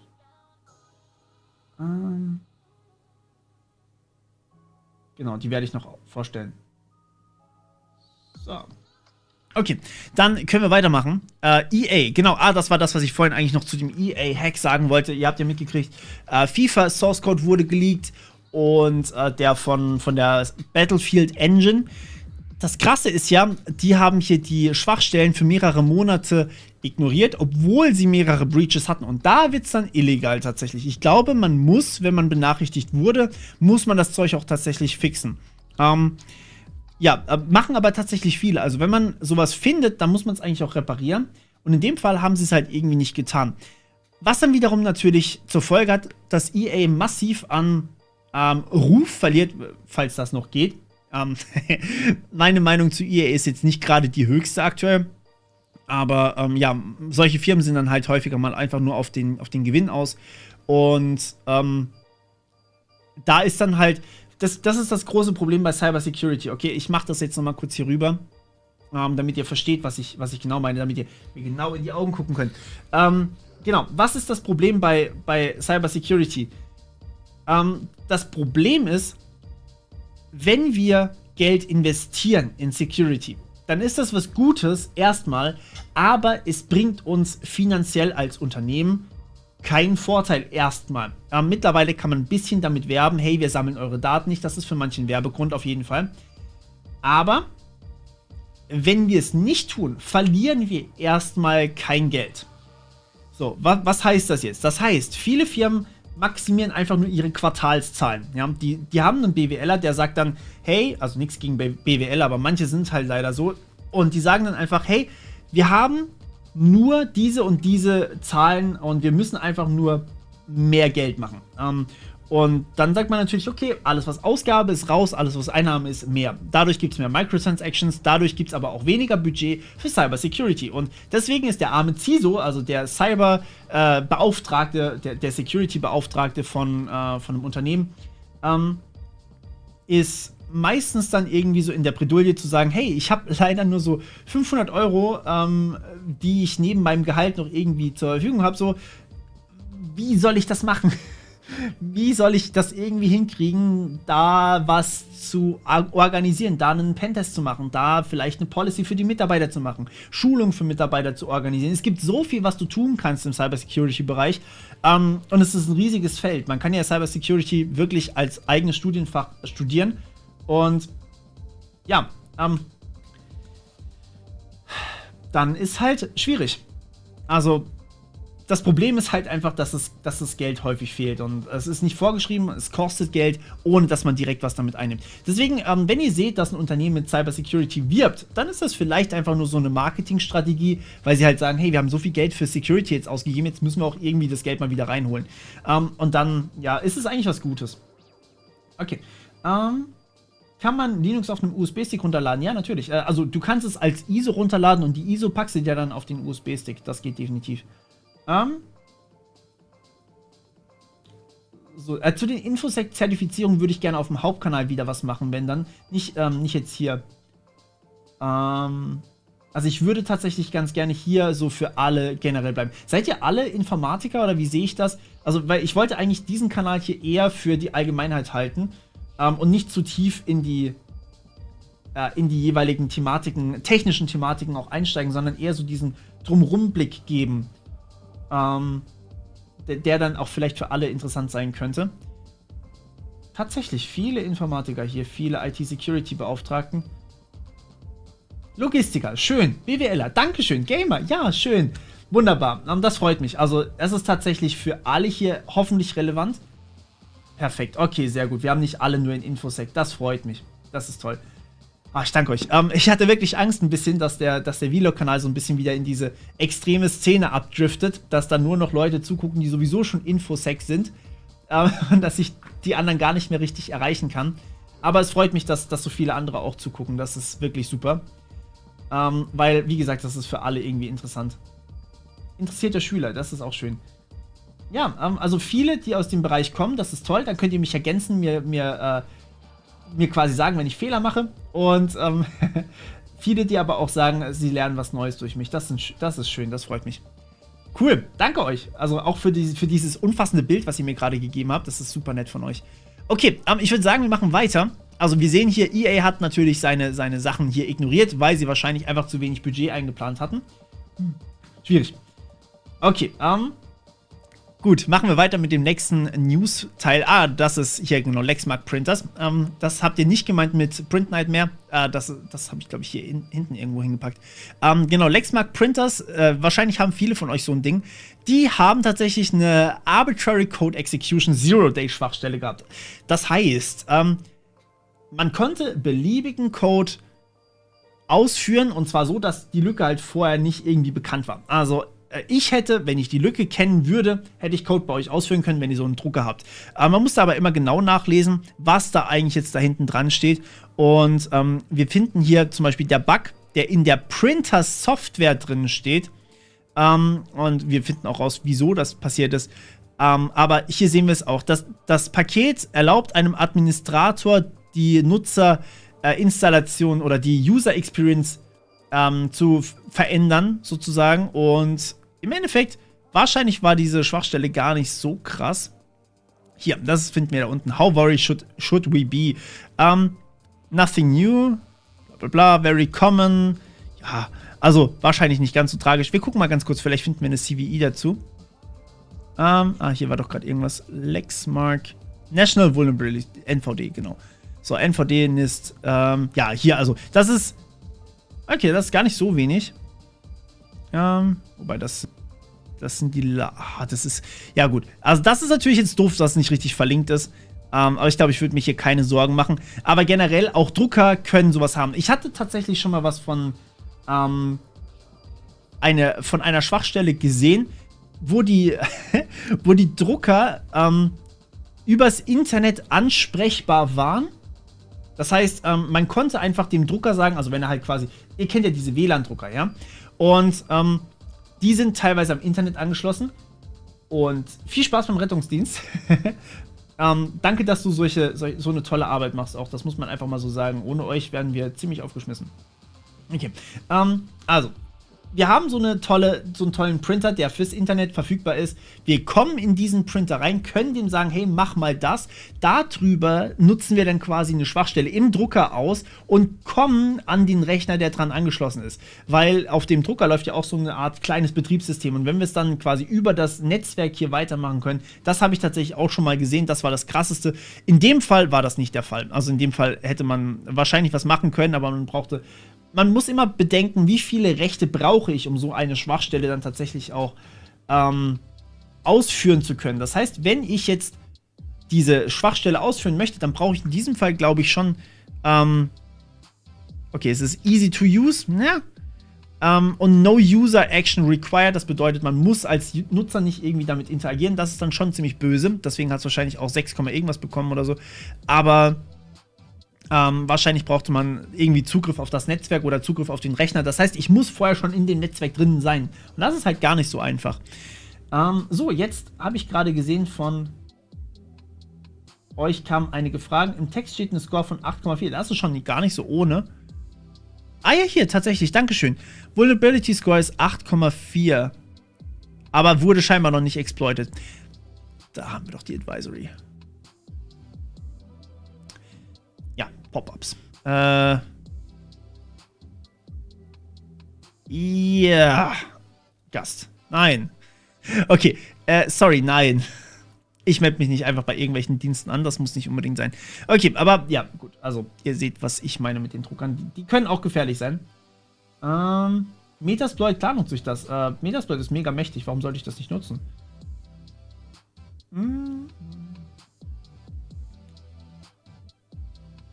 Was?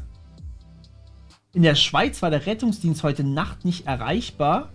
Polizei, Feuerwehr, Notruf bis heute Mittag. Weißt du warum? Das ist ja insane. Okay, das ist krass.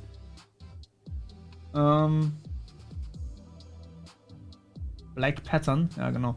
Okay, die ganze Schweiz, das wär heftig. Ich hoffe nicht, dass das wirklich der Fall ist. Oder dass es nicht nochmal vorkommt, dass es kein Cyberangriff wäre. Das wäre echt übel. Ja, also, wie gesagt, um nochmal auf das Thema Metasploit zurückzukommen, das ist eine Software, die euch bei einem Pentest helfen kann. Im Endeffekt gibt es darin halt quasi fertige Exploits, fertige Hacks sozusagen, die man einfach nur noch ausführen muss. Man muss halt vorher rausfinden, was genau braucht man und muss sich dann überlegen, okay, welchen Exploit brauche ich jetzt in diesem Fall. Aber in der Praxis versuchst du ja Sachen zu automatisieren. Also es geht nicht darum, ob du es schaffst, sondern wie lange du halt brauchst. Und, oder was du alles findest sozusagen. Und in dem Fall möchtest du ja möglichst deinen Report fertig machen. Das heißt, du hast halt einfach eine Seite, einen Server, ein Netzwerk vielleicht auch, das du testen musst. Und da dann nicht auf so ein mächtiges Tool zuzugreifen, wäre schon irgendwie harte Verschwendung. So, jetzt kamen hier noch ein paar Nachrichten wegen der Schweiz rein. Die ganze Festnetztelefonie ist ausgefallen. In der ganzen Schweiz. Uiuiui. Das würde ich dann tatsächlich mal recherchieren. Also wenn ihr da irgendwie solche Links habt, ihr könnt mir die immer gerne irgendwie im Discord dann als PN oder sowas kurz schicken. Wundert euch nicht, wenn ich euch nicht antworte. Also, wenn ich euch nicht antworte, ich habe es trotzdem wahrscheinlich gelesen. Oder ich werde es noch lesen, aber das ist schon krass. Das ist heftig. Ja. Okay. Scheint ein Problem beim Anbieter zu sein. Okay, boah. Ja gut, ich meine, in Deutschland gibt es das auch immer wieder. In Deutschland gibt es da leider auch immer wieder große Probleme. Okay, was ich so im Bereich Pentesting mache, mittlerweile tatsächlich mehr so Schulung für Mitarbeiter von einem Unternehmen, weil ich einfach mehr mit diesem Schulungsgedanken momentan mache. Also ich meine, der ganze Kanal hier ist Aufklärungsarbeit. Das Lied aktuell heißt Warte. Das ist das aktuelle Lied. Das da unten. Gitarra von Timothy Infinite. Falls es irgendjemand was... Ich kann es eigentlich da lassen. Genau. Genau, also ich mache momentan eigentlich hauptsächlich die Schulung, Aufklärungsarbeit, damit eben Mitarbeiter auch so ein bisschen Awareness bekommen. Und Pentesting ist im Endeffekt Hacking im Auftrag von einem Unternehmen. Das heißt, du wirst von einem Unternehmen beauftragt, die möglichst zu hacken und schaust, wie weit du halt reinkommst. Weil ich eben der Meinung bin, ja genau, eher Richtung Consulting, weil ich eben der Meinung bin, das Problem heutzutage ist hauptsächlich eigentlich, dass die Leute, also die Hacker häufig durch irgendwie eine Schwachstelle bei den Mitarbeitern reinkommen. Sprich, sie social engineeren sich irgendwie ihren Weg rein. Und natürlich, klar, gibt es immer wieder technische Probleme, aber die finden, also es gibt so einfache Lösungen, ja. Pack deine Webseite, dein Business irgendwie in ein Bug-Bounty-Programm und dann hast du Hacker, die sich darum kümmern, dann hast du viele Leute, die sich darum kümmern, und das habe ich auch früher gemacht, ja. Ich habe da auch früher Webseiten untersucht, etc. Und Server untersucht und keine Ahnung was alles. Ich mache es immer noch hobbymäßig, hauptsächlich momentan, weil ich halt so beschäftigt bin mit den ganzen Schulungen und allem. Aber deswegen, ja. Momentan mache ich hauptsächlich solche Schulungen, weil die einfach, ja, irgendwie braucht man die meiner Meinung nach momentan am meisten. Deswegen übrigens auch dieser Kanal hier, damit ich auch Leute erreiche, die ich vielleicht durch solche Schulungen nicht erreichen würde, weil, naja, Schulen mit Schülern drin vielleicht nicht so einfach zu erreichen sind dann auch. Die wollen sowas nicht unbedingt. Genau. Okay, C-Sharp, ja, es gibt eine Serie von mir zu C-Sharp tatsächlich. Okay. Gut, dann würde ich jetzt hier mal tatsächlich weitermachen. Das ist CD Projekt Red. Security Breach Update, genau, das war das, wo ich auch schon mal drüber berichtet hatte. Die wurden ja da schon mal gehackt und deren Daten wurden veröffentlicht jetzt. Also, das heißt, das Problem bei CD Projekt Red war erstmal, die haben erstmal einen Hacker bei sich auf dem System gehabt. Der Hacker hat gesagt, hey, ich habe deine Daten, entweder du zahlst Lösegeld oder ich veröffentliche das. Und CD Projekt Red hat das einzige Richtige gemacht. Sie haben gesagt, nein, ich zahle nicht oder wir zahlen nicht, weil wenn man zahlt, dann ist die Wahrscheinlichkeit, dass die Leute wiederkommen, weil sie wissen ja, dass es dann ein lukrativer Kunde ist sozusagen, haben sie einfach gesagt, nö, wir zahlen nicht, weil ansonsten kommt ihr eh wieder. Und wenn unsere Daten öffentlich sind, was wollen wir dann noch groß machen? In der Praxis war es wahrscheinlich die beste Entscheidung, aber jetzt sind halt die Daten tatsächlich veröffentlicht worden und das ist halt schon übel. Sie haben natürlich alles hier abgesichert und ja, man kann da nicht viel machen. Ist schade eigentlich, vor allem, weil Witcher 3 sowieso DRM-frei war, das heißt, man konnte das sowieso kopieren, wenn man das wollte, aber genau. Hier hat mich gerade noch jemand gefragt, wie genau mein Arbeitstag aussieht. Ich kann gerne mal ein Video dazu machen, wenn euch das wirklich interessiert. In der Praxis sieht es halt so aus, momentan mache ich viel für YouTube. Wenn ich einen Auftrag habe, oder eben für die Uni ein Webinar habe oder sowas, dann mache ich halt da das Webinar, dann mache ich dort eine Schulung. Es ist meistens tatsächlich einfach ein Zoom-Call momentan, weil Pandemiebedingungen, man reist nicht unbedingt. Und dann coacht man halt die Mitarbeiter, also wie man halt sich ein Coaching vorstellen kann. Das ist eigentlich wie eine Schule sozusagen. Ja, das mache ich tatsächlich meistens. Und ja, genau. Ja, jetzt bin ich wieder runtergesprungen. Sorry. Genau, die Druckerlücke in Windows 10 ist gefixt. Du musst auf jeden Fall updaten. Ja, das ist richtig. Richtig, siehst du, das meine ich eben auch. An deiner Schule, an vielen Schulen haben viele gar kein Interesse an Informatik. Okay, ich versuche gerade mal abzucatchen mit dem Stream-Chat. Ja, das Cyberpunk war tatsächlich leider ein bisschen verbuggt. Die haben das neulich auch im Stream bei mir auf Twitch gezockt. Und ja, war schwierig. Also es gab schon ein paar Bugs. Ja, ich habe im Bereich Bug Bounty quasi angefangen sogar, also im Cyber-Security-Bereich. Also quasi ganz, ganz klassisch da reingegangen. Okay, zum Staatstrojaner mache ich nochmal ein separates Video. Da wird nochmal Zusatz- und Update-Informationen kommen, weil eben auch jetzt gerade im Juni noch ein paar Sachen beschlossen wurden. Und ja, genau, weil eben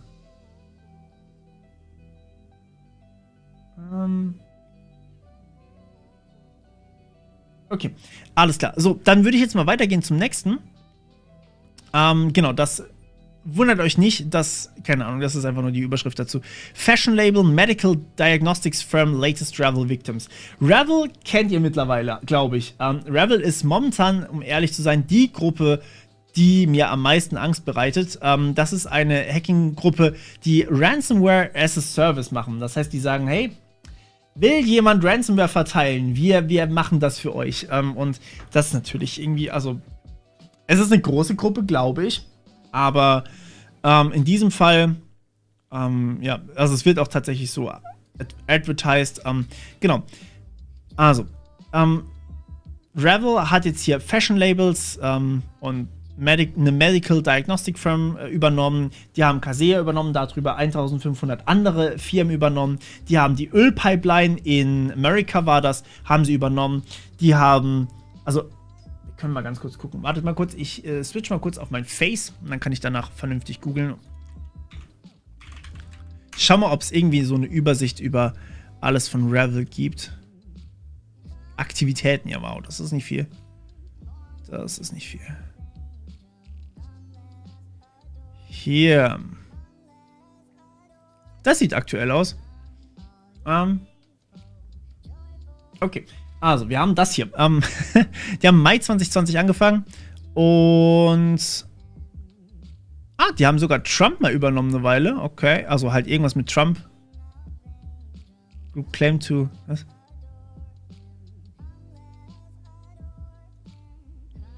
Also sie behaupten, sie hätten ECC, das ist ein Verschlüsselungsalgorithmus, gehackt oder deciphert, also quasi entziffert. Das kann ich mir nicht vorstellen. Also ECC ist, okay, das wäre heftig. Wird einiges erklären, aber das ist ziemlich heftig. Genau, also die haben halt überall möglich erpressen die Leute, Firmen und so weiter und so fort. Harris Federation, genau. Dann haben wir hier Acer, richtig, Acer war richtig teuer. Acer hat, glaube ich, haben sie gesagt, wir wollen 50 Millionen als Ransomware, ja genau, hier, 50 Millionen Ransomware und 100 Millionen, wenn es nicht bis zum 28. März gezahlt wird. Das finde ich auch frech. Was wahrscheinlich über den Microsoft Exchange Server Breach gekommen ist, also quasi das, was ich euch vorgestellt habe. Dann Quanta Computer, wo sie auch 50 Millionen wollten. Das sind Zulieferer von Apple und von Lenovo. Die machen so Hardware-Sachen. Auch 50 Millionen eben dann JBS, das war jetzt gerade erst, da wollten sie, ja genau, 11 Millionen, war auch nicht gerade wenig. Und im Juni eben dann, der fehlt sogar noch was, ne? Das sind gar nicht alle. Hier, also Invenergy in dem Fall. Und sie haben doch auch noch diesen Zulieferer von Nuklearwaffen. Hier genau, das ist das hier. Das da. Ja, also auf jeden Fall wahnsinnig viel, was die momentan machen. Ihr seht, wie krass aktiv die geworden sind. Und die sind auch echt reich geworden dadurch, muss man einfach auch so sagen. Weil die Firmen eben bezahlen. Und dadurch, dass die Firmen bezahlen, haben die natürlich wieder mehr Geld, um mehr Mist zu bauen. Und wenn die mehr Geld haben, um Mist zu bauen, dann haben die natürlich mehr fähige Leute und so weiter und so fort. Das ist halt schon, das ist schon krass. Und ja, eine Hackergruppe hat einen Wiki-Eintrag. Genau, so. Okay, kann man beim Praktika machen. Aktuell hatte ich noch nie einen Praktikanten. Ich glaube, dass. Ich muss mich mal informieren. Ich sage euch Bescheid, wenn ich da was genaueres weiß. Ich glaube aktuell nicht. Ja,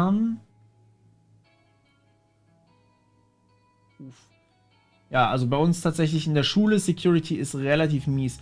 Wir hatten auch zum Beispiel einen Lehrer, der hatte wirklich psychische Probleme, das ist tatsächlich so gewesen. Und der hat bei uns auch unterrichtet, war Serveradministrator oder Schuladministrator, sorry, muss man schon richtig sagen. Und der hat gesagt, ja, er weiß nicht genau, wie man sich da anmelden kann. Er weiß nicht, wie unsere Accounts eigentlich sind. Also hier, bitteschön, ist sein Account und hat uns einfach sein Passwort hingeschrieben, mit dem er halt wirklich Administratorrechte hatte. Ihr könnt euch vorstellen, was da in der Schule dann abgegangen ist. Das hat er einmal gemacht und danach kannte die ganze Schule das Administratorpasswort. Und er hat es nie geändert. Er hat es nicht geändert, bis ich diese Schule verlassen habe. Das war 2012 und er hat es, glaube ich, 2008 oder sowas an die Tafel geschrieben. Aber das war krass. Ja, Frauenquote. Schönes Thema. Ich beschwere mich immer wieder über die Frauenquote auf meinem Kanal. Die ist beim Vlog-Kanal, glaube ich, bei so circa 5%. Auf meinem auf meinem Tutorials-Kanal ist sie auf 8 oder sowas Prozent gewesen. Und im Studium waren es, glaube ich, auch gerade mal 10%.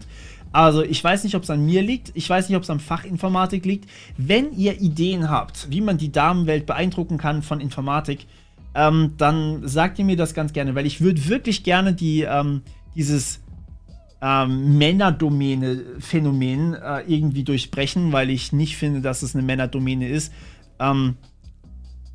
Ich finde es eigentlich schön, wenn man möglichst viele Menschen begeistern kann für das Fach Informatik, völlig egal, was sie für eine Geschlechtorientierung, whatever haben, weil ich das einfach toll finde. Ich mag einfach Informatik. Ich weiß, es ist ein bisschen selfish, aber gut. Kann ich eine Minute ohne M? Nein, kann ich nicht. Warum hast du es zweimal geschrieben? So. Das. Bist hier für den Frauenanteil. Das freut mich. Das ist schön.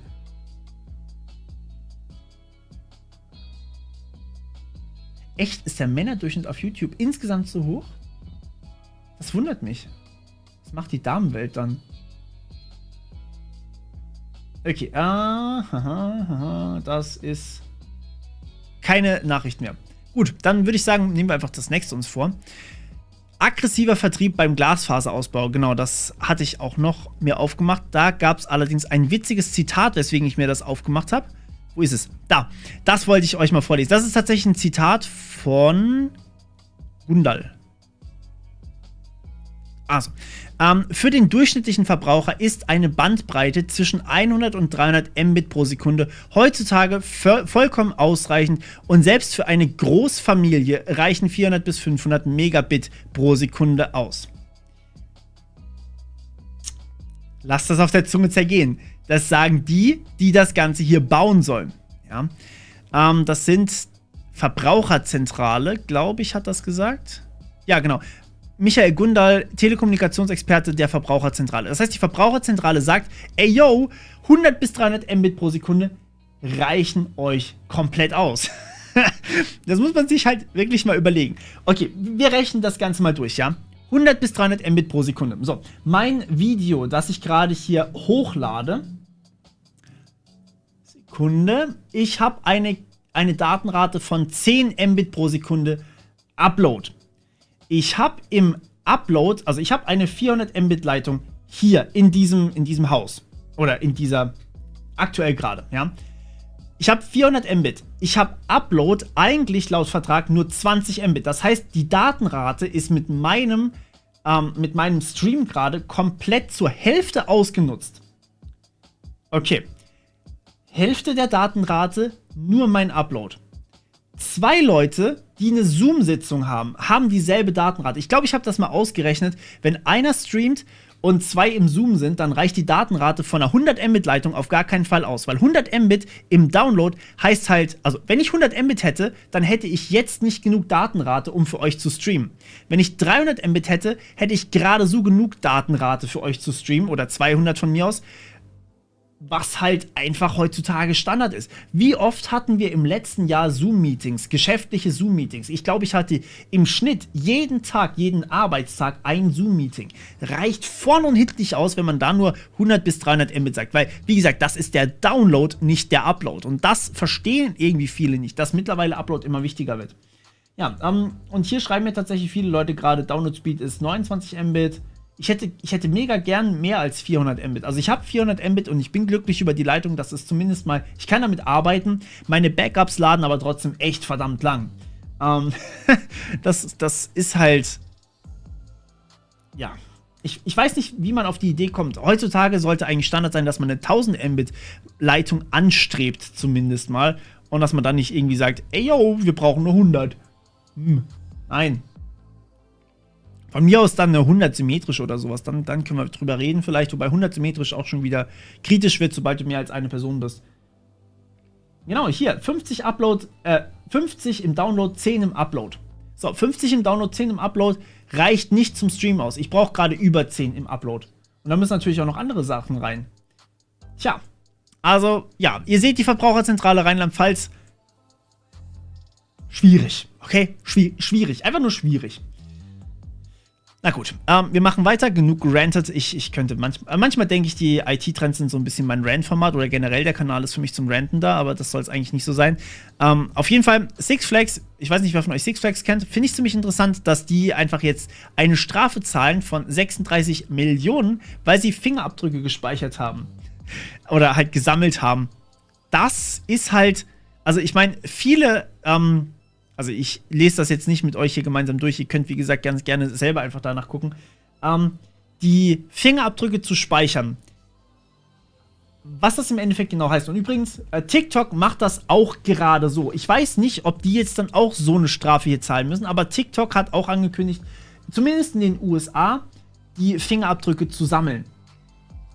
Wenn man Fingerabdrücke sammelt, wenn ich jetzt mein Handy hier nehme und entsperre, was mache ich das in den meisten Fällen? Mit was machen das viele Leute? Mit dem Fingerabdruck, richtig. Und wenn ich jetzt meinen Fingerabdruck bei der Einreise in die USA abgeben muss, wenn ich jetzt meinen Fingerabdruck im Ausweis drin habe, dann können natürlich auch diese Leute, die meinen Fingerabdruck haben, mein Handy entsperren. Oder andere biometrische Sachen zu machen. Also, ist halt ein No-Go. Ich weiß nicht, warum ein Freizeitpark bei Achterbahnen Fingerabdrücke speichern muss. Kann ich mir nicht vorstellen, warum man das braucht. Ich weiß auch nicht, ich glaube, ich habe hier zumindest den Artikel mal durchgelesen und da habe ich auch nichts gefunden, warum das so sein sollte. Ich habe mir leider nicht alles aus den ganzen Artikeln merken können, deswegen bitte verzeiht mir. Aber das weiß ich tatsächlich nicht. Nicht gut. Six Flags ist ein Freizeitpark. Six Flags macht quasi Europapark in America. Ja, und TikTok zu löschen ist, glaube ich, eine super Sache. Leichenidentifizierung. Das wäre hart. Ja, warum braucht TikTok. TikTok. Ich bin zu alt geworden. Warum braucht TikTok irgendwie die Adresse oder warum braucht TikTok eure biometrischen Daten? Ich kann es euch nicht sagen. Das Ding ist, viele Unternehmen sammeln mittlerweile solche biometrischen Daten und versuchen damit dann zum Beispiel, also ich meine, TikTok ist, also das ist jetzt reine Vermutung, aber TikTok vermutet, ich vermute bei TikTok, dass sie halt Gesichtserkennung und so weiter damit trainieren können und das ist halt ein wichtiger Grund häufiger mal, dass man das machen möchte. Ich soll den Slow-Mode anschalten. Ach was. Okay, ich kann nicht mitlesen. Ihr seid so schnell.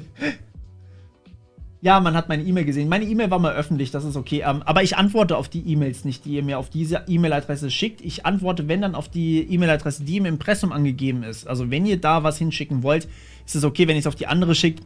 Die ist sowieso mal öffentlich gewesen. Ich habe die relativ lange benutzt und naja, ich antworte da halt einfach nicht drauf. Okay, genau, das war eben das, was ich euch vorhin erzählt habe. Da wollte ich euch nochmal ganz kurz die Studie verlinken, falls ihr das selber durchlesen wollt. Und zwar, wenn man einmal Ransomware gezahlt hat, wenn man erpresst wurde zum Beispiel, dann war die Chance hoch, also 80% von denen, die gezahlt haben, dann wurden die quasi nochmal gehackt und mussten quasi nochmal zahlen. Also das ist halt das Problem. Die Leute, die Ransomware verteilen, die wollen natürlich bezahlt werden. Ja. Oh, okay, der war tief, okay. Die Leute, die Ransomware verteilen, wollen bezahlt werden.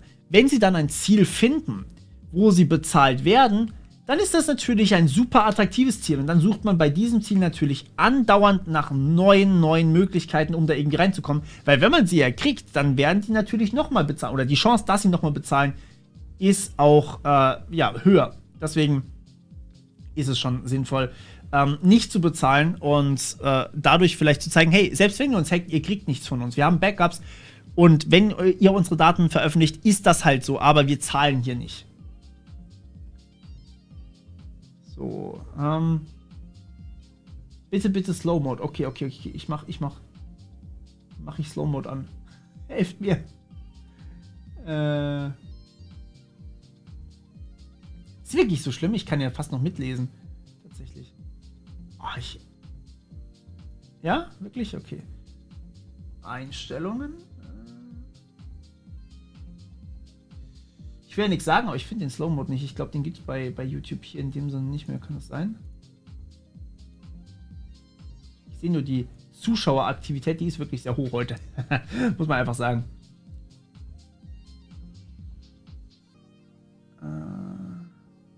Ja? Sag mir mal bitte, wo dieser Slow Mode sein soll. Ich kann die Zeitstempel anschalten. Chat ist doch langsam. Ja, also ich glaube, das geht schon. Bin ich investiert? Bei was? Du fragst dich, also ich habe zumindest das schon häufiger gelesen. Bei was bin ich denn investiert? Bei den 3 Punkten ist es übrigens nicht, nee. Wie lange geht der Stream noch? Ich weiß es nicht. Ich hatte eigentlich so vor, bis so zwischen 10 und 11 Schluss zu machen. Ja, das geht schon. Okay, also wir haben das hier auf jeden Fall jetzt mal. Den Kram da hinten. Wie gesagt, das hier sind die Sachen, die ich mir heute auch erst gerade mal durchgelesen habe. Ist viel, okay. So, genau, Clearview AI. Das ist noch so ein Thema, wo ich eigentlich ganz gerne mit euch reden würde drüber. Und zwar, und ich habe danach noch einen Artikel, über den ich auf jeden Fall reden möchte. Und zwar, Clearview AI ist eine Überwachungssoftware, die, naja, genau dafür bekannt ist, nämlich Gesichtserkennung. Und die haben jetzt tatsächlich hier ein Legal Complaint bekommen in 5 Ländern. Das bedeutet, sie haben quasi gesagt, hey, wenn ihr das bei uns macht, dann ist nicht okay. Und das finde ich eigentlich eine gute Sache, weil Clearview AI ist wirklich so ein Tracker-Ding. Also, ich meine, viele Leute denken immer noch, wir können auf die Straße gehen bei Überwachungskameras. Wenn wir uns eine Tüte über den Kopf ziehen, dann ist okay. Das stimmt so nicht mehr. Das Problem ist, also ich weiß nicht, ob Clearview AI das auch schon tut, aber in China ist es so, ihr habt eine Tüte über dem Kopf, ihr werdet trotzdem erkannt an eurer Gangart. Also wie ihr lauft, ja. Da werdet ihr dran erkannt. Das ist schon echt heftig, weil wenn man sich einfach draußen bewegt, ich meine, seinen Gang kann man nicht verändern. Das Problem ist halt, selbst wenn ihr absichtlich ein Bein hinter euch herzieht sozusagen, dann werdet ihr trotzdem erkannt. Also die KI ist so schlau, die erkennt, der faked das gerade und kann denjenigen dann trotzdem noch irgendwie wiedererkennen. Das ist halt schon echt heftig.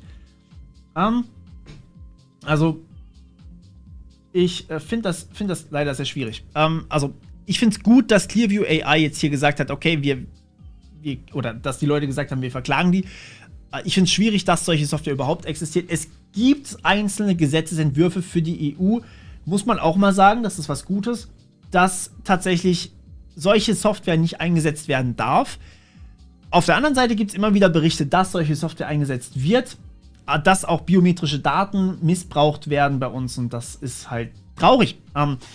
Deswegen, ich kann da nichts empfehlen, außer das Haus nicht mehr zu verlassen. Das möchte man nicht. Also das ist halt keine Option. Man muss das Haus verlassen können, ohne sich gleich komplett gläsern draußen zu bewegen. Jetzt schreiben die Leute, ich soll die Zeichenbegrenzung rausmachen. Ich weiß nicht mal, wie das geht, Leute. Also YouTube gibt mir hier keine Option für sowas. Ich kann gerne nochmal gucken in den Stream-Einstellungen, aber da gibt es nichts. Die Analysen kann ich euch... Ja, Zuschaueraktivität, Merchandise-Artikel. Ich habe Merchandise-Artikel, wusstet ihr das? Ich wusste es auch lange nicht mehr. Ich kann Untertitel anstellen, wobei die nicht automatisch gehen. Ich kann die Aufzeichnung ändern, aber ich kann nicht einstellen, wie der Stream aussieht. Das geht nicht so richtig. Es gibt keine Option. Vielleicht kann ich das dann nachmachen. Die Einstellung kann ich hier bearbeiten. So, der der Live-Chat hier. Ich hab's gefunden. Okay, wer darf Nachrichten senden? Nur Abonnenten. Das könnte ich machen, dann müsst ihr mich abonnieren. Na, das wär interessant. Ich kann ja auch den Slow-Mode aktivieren. Ich hab's gefunden. Dankeschön. Aber ich kann nicht aktivieren, dass die. Ich kann nicht aktivieren, dass unendlich viele Zeichen gesetzt werden können. Es tut mir wahnsinnig leid, das geht tatsächlich nicht. Also zumindest nicht da, wo ich gerade war. Also, ich kann gerne nochmal nachgucken in den Einstellungen. Ich kann auch gerne nochmal nachgucken, so ob wir mal wieder auf Twitch streamen oder was genau wir machen.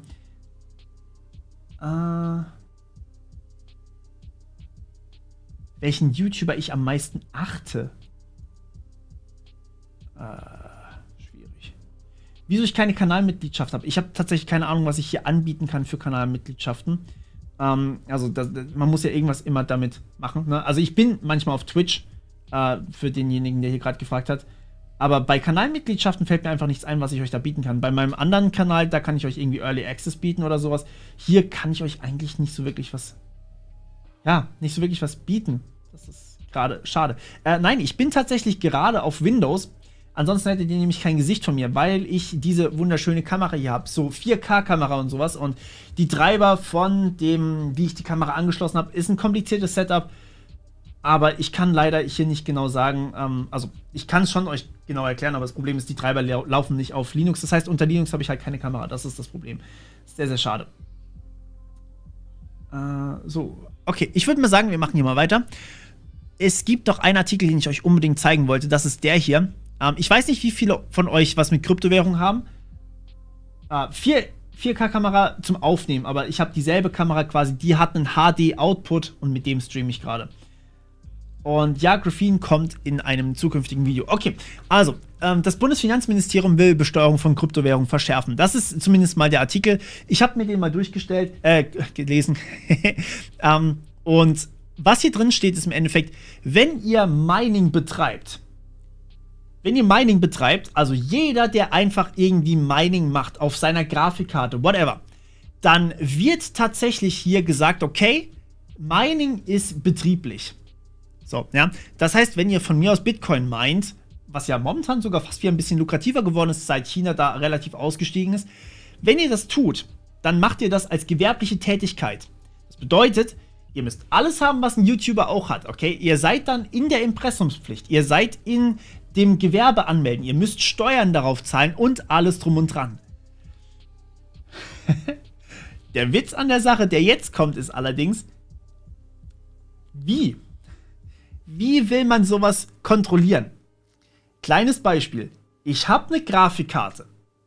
Ich habe diese Grafikkarte sagen wir einfach mal, wir gehen her und machen Bitcoin-Mining auf meiner Grafik oder Ethereum-Mining oder whatever. Irgendeine Kryptowährung meine ich jetzt auf meiner Grafikkarte.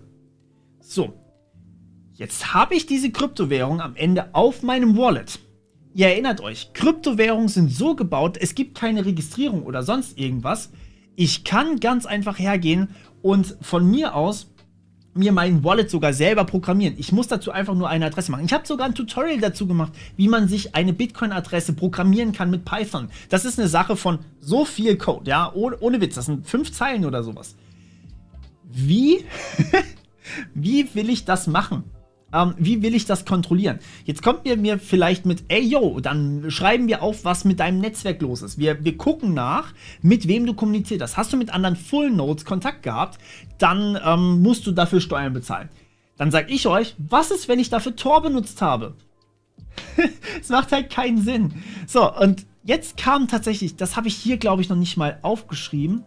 Nee, das habe ich nicht mal aufgeschrieben. Jetzt kam tatsächlich die nächste Meldung von wegen, ey yo, EU möchte anonyme Krypto-Wallets verbieten. Das bedeutet, Krypto-Wallets sollen nicht mehr anonym sein. Wie soll das gehen? Wie soll das gehen?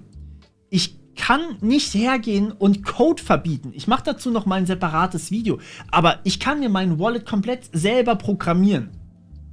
Und wenn ich diesen Wallet dann bei mir selber programmiert habe und mir dort drauf auf einer Blockchain Geld schicke, also Kryptowährung schicke, dann kann man das nicht nachvollziehen. Wie will man das nachvollziehen? Das ist komplett bescheuert. Also ich meine, man kann ja auch nicht nachvollziehen, ist der Wallet jetzt in Europa oder ist der in Hongkong? Ja, kann man nicht nachvollziehen. Es geht einfach nicht. Es ist völlig unmöglich, das zu tun. Und dadurch weiß man halt schon automatisch, die Leute haben keine Ahnung von der Thematik.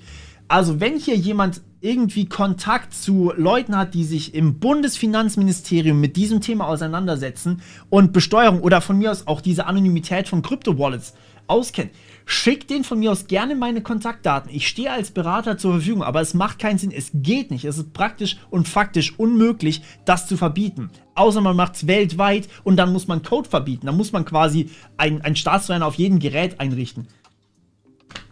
Also, es ist halt einfach unmöglich quasi.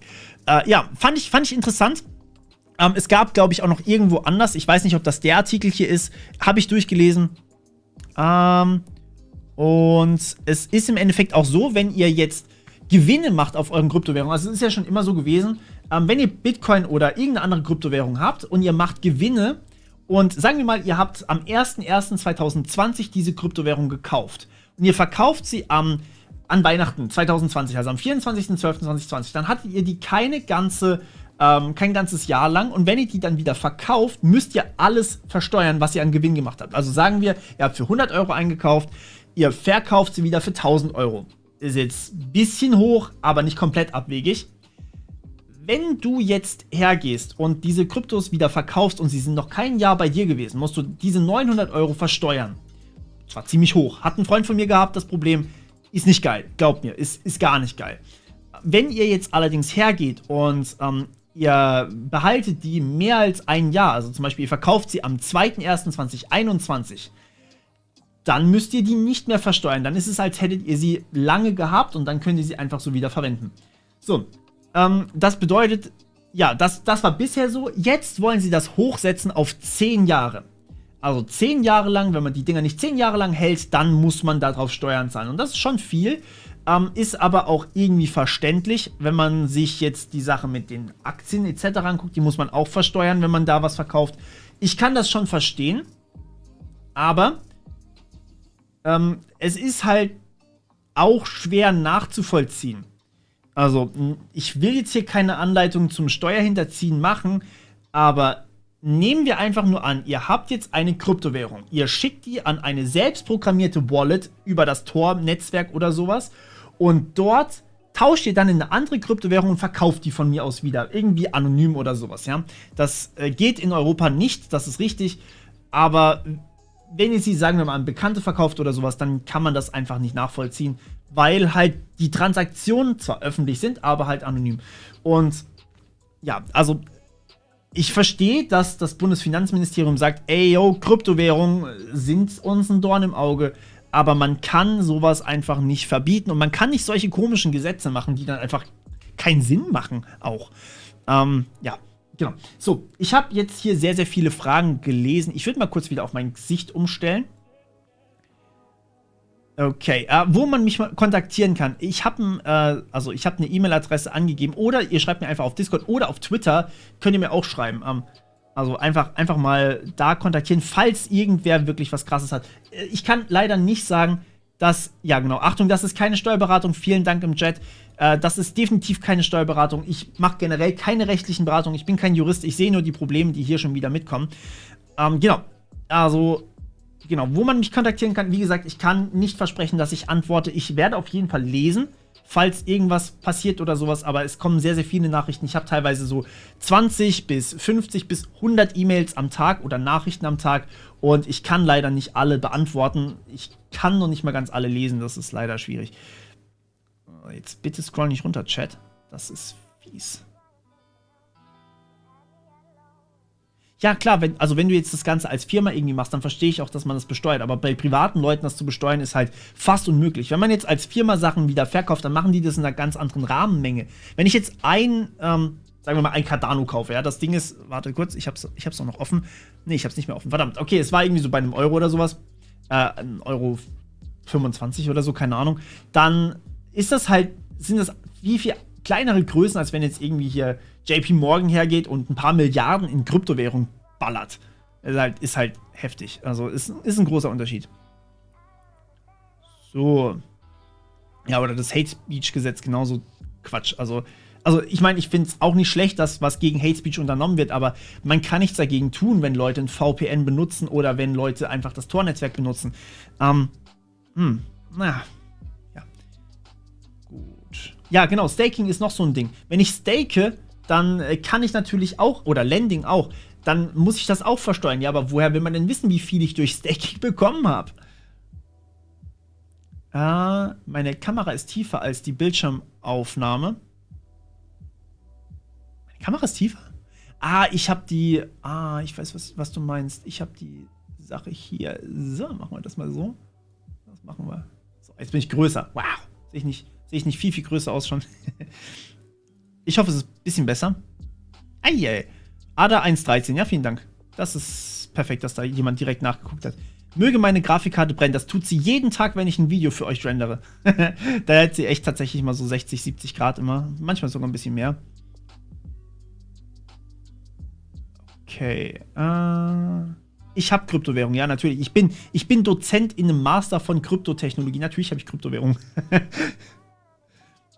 Okay. Ja, stay hydrated. Das ist ein guter Tipp. Ja, Wasser. Werbung für Wasser. Verklagt mich. Nein, Spaß.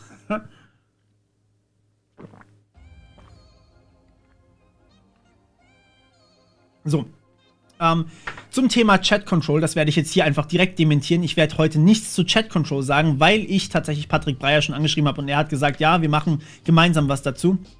Und wir arbeiten gemeinsam an einem Video. Auch Safety Internet hat mir gesagt, also Leute von Safety Internet haben mir gesagt, ja, wir machen was gemeinsam. Und das ist genau das, was wir machen werden. Also natürlich sponsert bei Stadtwerke. Ich bin, glaube ich, muss mal bei den Stadtwerken sein, ne? Steuerhinterziehung kannst du mich tatsächlich nicht verklagen, weil ich tatsächlich alles angebe. Ich gebe alles an. Alles, was ich an Steuern habe oder so.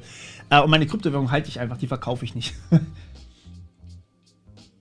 So, okay, also ich würde sagen, wir machen weiter mit dem hier. McDonald's haben auch einen Data Breach gehabt in Taiwan und Südkorea. McDonald's hat offensichtlich ein bisschen Probleme mit Hackern, habe ich das Gefühl, weil wir hatten ja auch schon mal, ich hatte ja den einen im Interview und er hat mir auch gezeigt, was sie da bei McDonald's bekommen haben. Die haben halt für ihr Bug Bounty, also für ihren Bug, den sie gefunden haben, hatten sie eine McDonald's Goldkarte bekommen, mit der man ein bisschen was essen kann und nicht irgendwie eine Bezahlung oder sowas, was halt schon ein bisschen schwach ist. Aber ja, McDonald's hier schon wieder betroffen in Taiwan und Südkorea. Und naja, steht hier nicht genau dabei, glaube ich, wie viel es war. Ja, wollte ich euch einfach nur nicht vorenthalten, wenn ich es irgendwie interessant finde, weil alles eigentlich ein Ziel ist, weil alle Firmen mittlerweile irgendwie online sind. Dann Atlassian, das ist auch wieder für die Entwickler unter euch. Das würde ich jetzt hier tatsächlich auch wieder nur reinposten. Das da so. Und das ist im Endeffekt eine super wichtige, ein super wichtiger Anbieter von Software für Informatiker, von Sachen wie Trello. Trello ist doch auch von Atlassian, meine ich, oder? Genau, sowas, also auf jeden Fall Sachen, mit denen Informatiker halt arbeiten. Und ich meine, die waren davon alle tatsächlich betroffen. Also Cross-Site-Scripting, Same-Site, HTTP-Only. Ja, genau. Okay, hier kam gerade noch eine interessante Frage. Quantencomputer für Privatpersonen oder Wirtschaftsunternehmen. Was denke ich im Hinblick auf Verschlüsselungstechnologien? Also, was Verschlüsselung angeht, aktuell haben wir dann noch keine Probleme.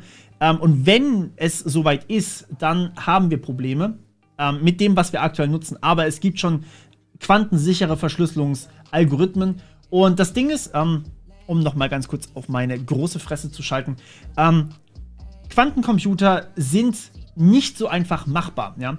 Also das heißt, du hast einen Quantencomputer nicht zu Hause stehen, zumindest aktuell nicht. Aktuell hast du halt ein riesiges Ding, es muss gekühlt sein ohne Ende, es muss arschkalt da drin sein, quasi fast so kalt, wie es nur irgendwie geht, minus 270 Kelvin oder sowas brauchen die, glaube ich.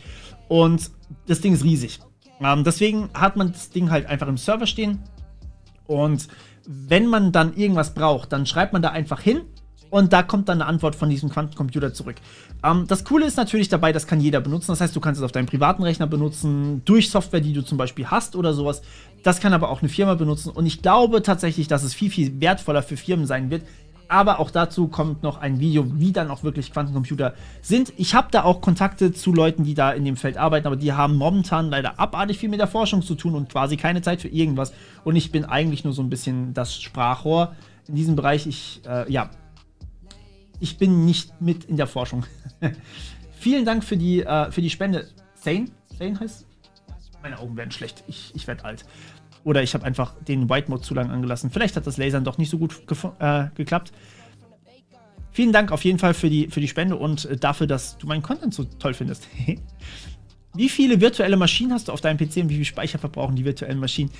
Lass mich nachgucken. Ihr seht gerade nicht meinen Screen, das ist gut. So, also wir haben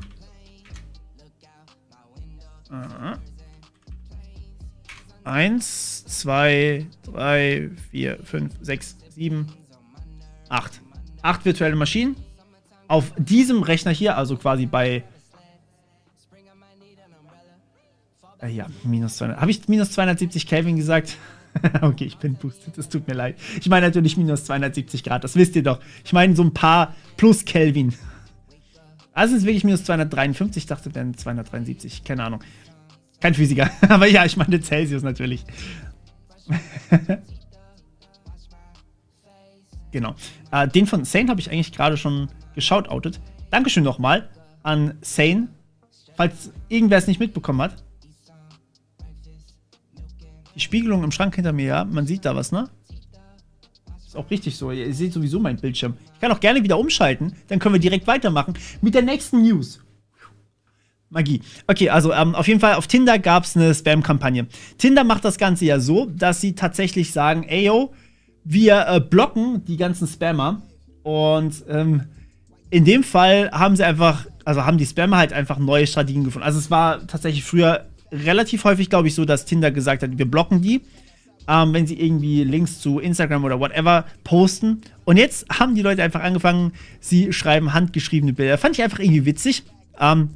Uberquickie.com fand ich irgendwie amüsant, deswegen wollte ich euch das nicht vorenthalten.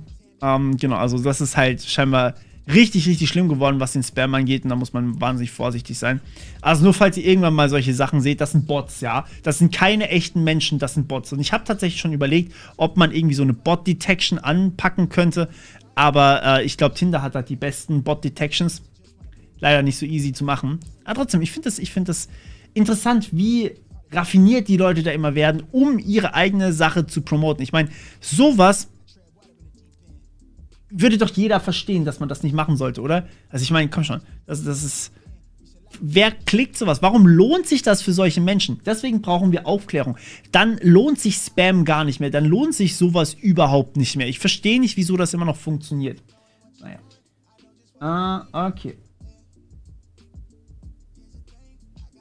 Ja, genau, sowas sollte unterrichtet werden. Richtig, das ist genau richtig.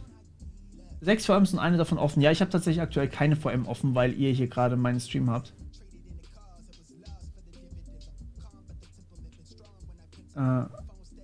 Ja, Instagram ist auch ganz, ganz schlimm, was Bots angeht. Okay, alles klar. Dann würde ich sagen, direkt weiter mit dem nächsten Thema. Ui, das lädt lang. Ui, ist der Link tot? Ah, nee, ist noch da. Okay, genau, hier. Das fand ich auch interessant. Und zwar, weil immer wieder Leute sagen, warum denn eigentlich Denial of Service oder Distributed Denial of Service Angriffe? Das sind diese Dinge, von denen auch schon andere Leute berichtet haben. Und zwar, sagen wir einfach mal, ihr habt ein Botnetz. Oder sagen wir einfach mal, ihr seid eine richtig große Gruppe von vielleicht 10.000, 20.000, 100.000 Leuten. Dann könnt ihr, wenn ihr einfach viel zu oft auf eine Website, auf eine Domain zugreift oder vielleicht auch nur auf eine intelligente Art auf eine Domain zugreift. Zum Beispiel, früher war es so, bei Google gab es Suchanfragen, die sehr, sehr zeitintensiv waren, weil es da halt länger gedauert hat, alles zu durchsuchen. Und wenn das zu viele Leute gemacht haben, dann ist quasi der Google-Server in die Knie gegangen, erstmal so ein bisschen. Und das ist ein Distributed Denial of Service Attack. Also das gibt es quasi in mehreren Geschmacksrichtungen. Es gibt, genau. Habe ich dich noch nicht zum Moderator gemacht? Sorry. Okay. Es gibt mehrere Geschmacksrichtungen von Denial-of-Service-Angriffen. Und zwar, es gibt sowas wie eben intelligente Angriffe auf Layer, auf dem höchsten Layer, ich will euch jetzt hier nicht mit solchen Details langweilen, aber eben zum Beispiel sehr, sehr aggressive und lang dauernde Anfragen an einen Server. Und es gibt solche Sachen, die halt nicht so schlimm sind, wie einfach nur ein hey Server, bist du da? Jo, ich bin da. So, das reicht aber trotzdem aus, wenn es einfach zu viele Leute machen. Und das tun auch teilweise Botnetze. Das sind halt diese berüchtigten Denial-of-Service-Angriffe. Genau, und da gibt es natürlich immer mehr. Also das heißt, teilweise haben die Leute sich auch wirklich einfach nur Server gemietet, Amazon-Server gemietet, teilweise haben von denen dann Denial-of-Service-Angriffe gefahren. Jo, und hier haben jetzt eben ein paar Leute sich gedacht, ey, wir können die Leute auch erpressen, die wir dann tatsächlich hier DOSen. Denn solange der DOS-Angriff nicht aufhört, ist die Webseite von denen nicht erreichbar. Jetzt überlegt euch, was das ausmacht. Sagen wir mal Folgendes. Ihr seid, ich mache mal hier wieder auf mein Face zurück, sagen wir, ihr seid bei Mercedes auf der Webseite und die Webseite funktioniert nicht. Und dann merkt ihr plötzlich, oh okay, dann informiere ich mich mal nach anderen Autos. Jo, und dann kauft ihr euch vielleicht ein komplett anderes Auto. Dann hat Mercedes in diesem Fall ein Autoverlust gemacht. Und das ist im Endeffekt bei jeder Webseite so. Also zum Beispiel bei Google natürlich, jede Suchanfrage ist ein Sponsoring. Bei YouTube, jedes Video, was ihr guckt, oder viele Videos haben irgendwie Werbung innen drin. Und jede Minute, wo Leute nicht auf die Webseite zugreifen können, macht die Webseite oder der Betreiber Verlust. Weil er muss ja trotzdem den Server bereitstellen. Er stellt ihn halt für Bots bereit. Genau, und dann habt ihr natürlich das Phänomen, okay, manche Leute wissen das und die dossen euch dann, so wie eben hier Fancy Lazarus, das war wie gesagt diese Gruppe, die das getan hat. Und die haben dann einfach gesagt, wir hören auf zu dossen, sobald ihr uns das Geld gebt. So, jetzt überlegt ihr mal, warum ihr nicht zahlen solltet, wenn ihr von so einem Denial-of-Service-Angriff betroffen seid. Richtig, weil für die Hacker ist das wahnsinnig teuer, so einen Denial-of-Service-Angriff laufen zu lassen. Also von den Stromkosten nicht mal unbedingt, weil das gerade jemand im Chat geschrieben hat.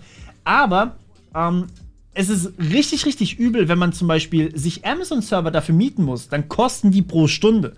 Und wenn du dir viele Amazon-Server mieten musst, dann kosten die viel pro Stunde. Das heißt, der Hacker verliert wahrscheinlich mehr, als dass du ihm zahlen würdest, wenn es einfach zu lange geht. Das heißt, du lässt es einfach eine Stunde laufen, hast am besten noch irgendwie so eine Denial-of-Service-Protection, ähnlich wie bei Cloudflare oder sowas, und dann passiert da eigentlich gar nichts. Also das ist halt, ja, das ist nicht die cleverste Art, irgendwie was zu fordern.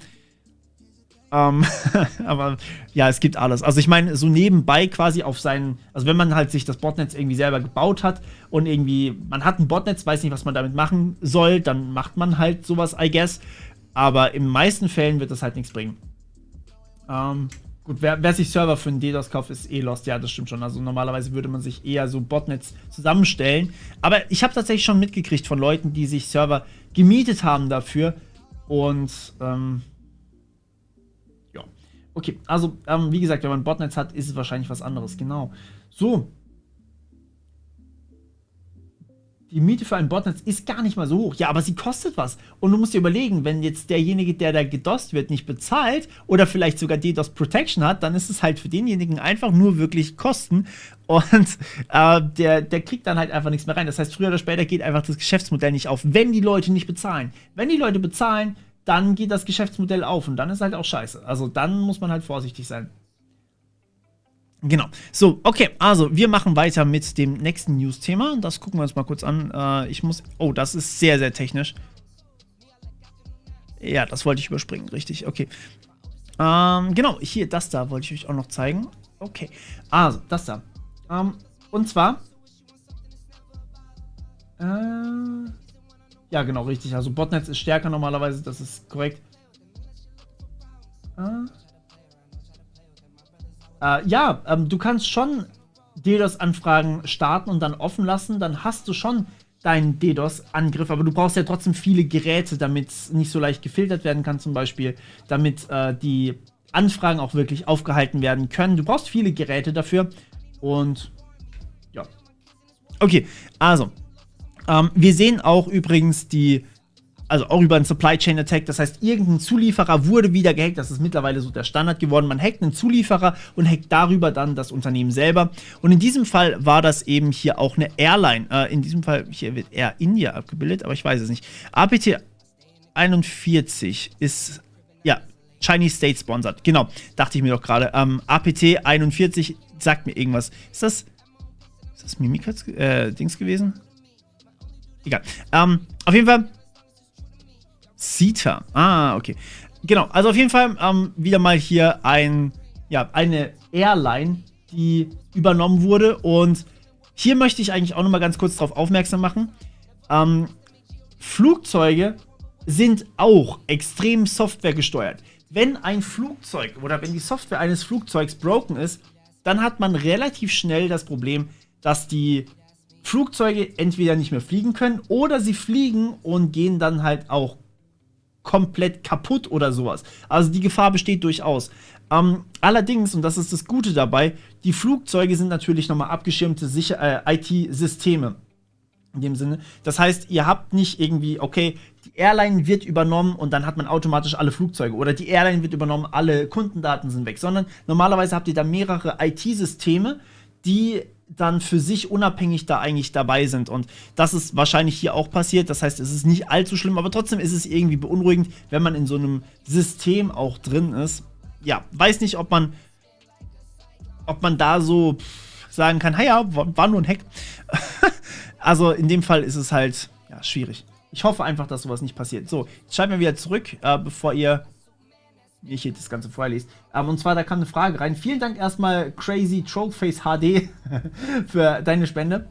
Und zwar, er fragt, kannst du mir einen Tipp geben, wie ich nach 25 Minuten Coden oder bei Try Hack Me lernen immer noch wach bleiben kann? Koffein wirkt nicht. Ich würde dir empfehlen, achso, du meinst nach 25 Minuten selber coden? Ja, ist Übungssache, würde ich sagen. Also das Ding ist, das hat was mit Konzentrationsfähigkeit zu tun, das kann man trainieren. Ist am Anfang meistens nicht so hoch, bei vielen, das kenne ich. Das habe ich auch häufiger mal. Aber man kann es trainieren. Also, ja. Okay. Hier schreiben viele Leute was. Es tut mir leid, ich habe gerade einige Sachen wieder übersprungen. 15 Millionen Maschinen. Das wäre schon ziemlich viel. Kann ich mir eigentlich fast nicht vorstellen. Na, hier mal keine Sachen von Drogen oder sowas. Das wollen wir mal nicht haben. Aber ja, also wenn du zu überarbeitet bist, kannst du natürlich immer hergehen und sagen, ich brauche ein bisschen Pause. Dann solltest du vielleicht schlafen und dann kann es besser werden. Okay, also das hier vielleicht auch für die Entwickler wieder. Und zwar Sonatype catches new PyPy Crypto Mining Malware. Das ist ziemlich fies eigentlich. Und zwar schaut euch mal ganz kurz die Sachen an. Hier einmal Matplotlib Plus oder MLLearnlib oder Maradlib 1 oder Maradlib. Es gibt Matplotlib mit einem O oder Mplotlib, LearningLib, solche Sachen. Es sind sehr, sehr ähnliche Namen. Und die werden dann einfach so quasi dazu genutzt. Vielleicht tippt es ja jemand falsch ein. Wenn er es falsch eintippt, hat er quasi eine falsche Bibliothek auf seinem Rechner. Und dann wird hier quasi so eine Crypto-Mining-Malware runtergeladen. Und dann habt ihr das quasi, also jedes Mal, wenn ihr euer Skript ausführt, habt ihr dann quasi eure Malware auf dem System drauf. Finde ich super, super gemein. Weil ich natürlich auch solche Pakete ständig benutze. Und da müsst ihr als Entwickler natürlich auch mega drauf aufpassen. Und natürlich auch, wenn ihr zum Beispiel jetzt Software von GitHub oder sowas runterladet, dann sieht das vielleicht erstmal richtig aus. Aber ja, in dem Fall ist es dann halt böse und dann habt ihr halt trotzdem solche Malware. Genau, also das ist live hier tatsächlich. Ja, das ist live, keine Sorge. Okay, genau, würde ich sagen, machen wir weiter. Ich will eigentlich gar nicht mehr so lange machen. Oh, wird AI schon in... Vielen Dank erstmal, Lord Red, für deine Spende. Und er fragt, wird AI immer noch in DDoS-Erkennung eingesetzt? Ja, also zum Großteil wird es... Also was heißt immer noch oder schon? Es wird auf jeden Fall eingesetzt, um rauszufiltern, ob Traffic jetzt von einem eventuell bösartigen Server sein könnte. Das kannst du anhand von Deep Packet Inspection teilweise sehen. Also die Paketinhalte sind zum Großteil natürlich verschlüsselt, gerade wenn du TLS hast. Aber es geht quasi um die Metadaten, wo das Ding eigentlich herkommt. Und wie oft du solche Pakete in letzter Zeit von dieser Person gesehen hast. Das heißt, du hast von mir aus sowas, nehmen wir an, du schickst jetzt eine Anfrage an YouTube. Dann schickt dir YouTube eine Anfrage zurück, dann sagst du wieder, okay, hier bin ich, mach mal weiter. Und dann geht das eben so hin und her. Es ist quasi wie ein Gespräch. Während bei einem Denial-of-Service-Angriff wird meistens einfach nur, hey YouTube, hier bin ich. Und dann sagt YouTube, okay, hier hast du deine Verbindung. Und dann baust du die Verbindung auf und dann bist du quasi weg. Aber dann kommt halt die ganze Zeit, ey, bleib wach, bleib wach, bleib wach. Solche Sachen kann dann eben relativ gut rausgefiltert werden. Und da ist auch AI immer mal wieder dabei. Also AI in Security wird immer mehr und immer besser halt auch tatsächlich.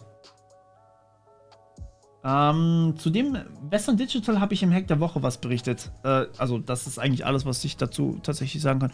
So, dann würde ich hier mal sagen, ja genau, Amazon Cyborg, richtig, genau. Das fand ich auch ziemlich krass.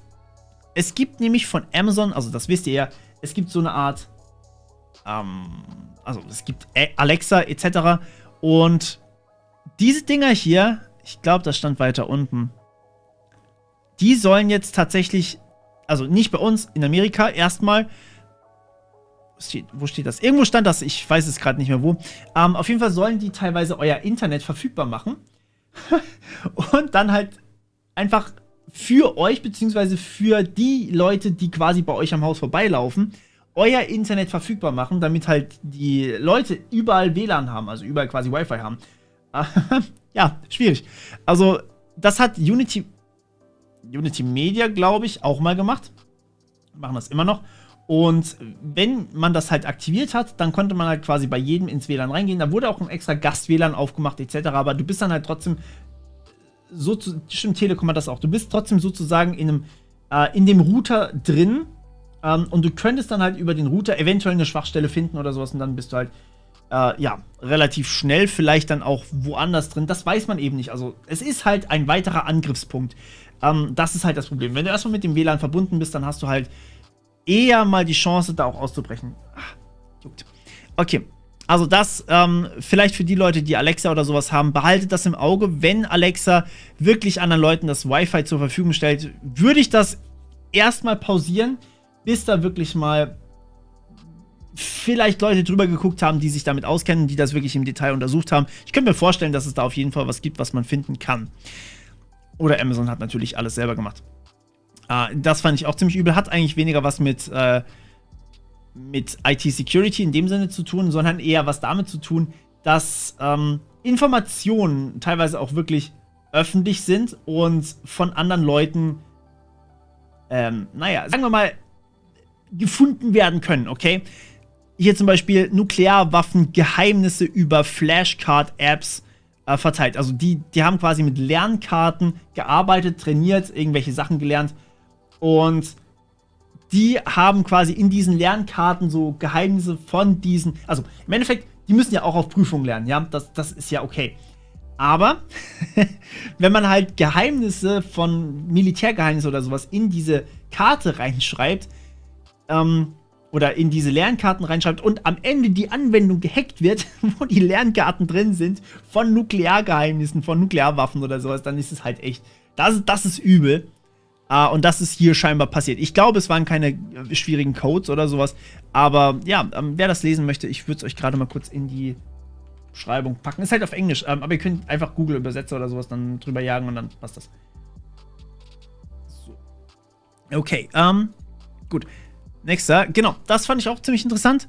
Und zwar hier, die verklagen VPN-Betreiber, also die Movie-Studios, also quasi sowas wie Leute, die Filme herstellen. In dem Fall waren es jetzt die Leute, die Dallas Buyers Club, Rambo 5 und The Hitman's Bodyguard, ich weiß gar nicht, wer das ist.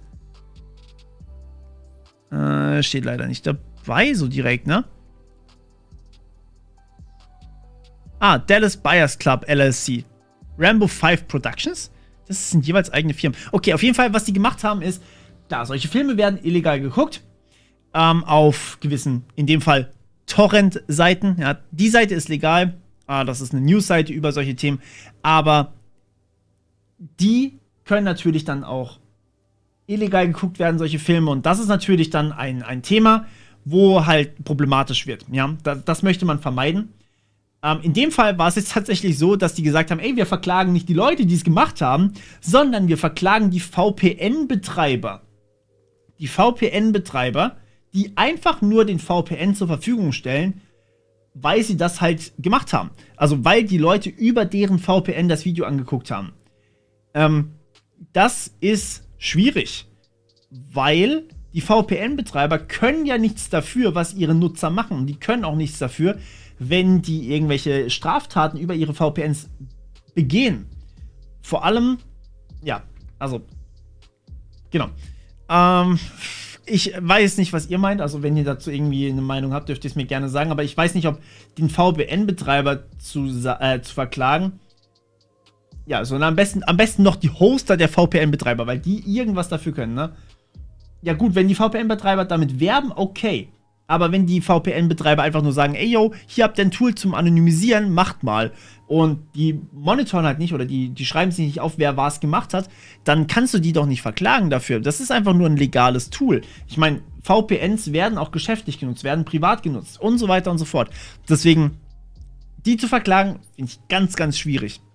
Ja, und es bringt irgendwie so wieder dieses Ding in den Vordergrund, was auch schon Europol gemacht hat. Die haben ja jetzt auch einen VPN, Double VPN war das, habe ich ja in den IT-Trends gesagt, haben sie einfach abgeschalten, weil darüber Straftaten gemacht wurden, also begangen wurden.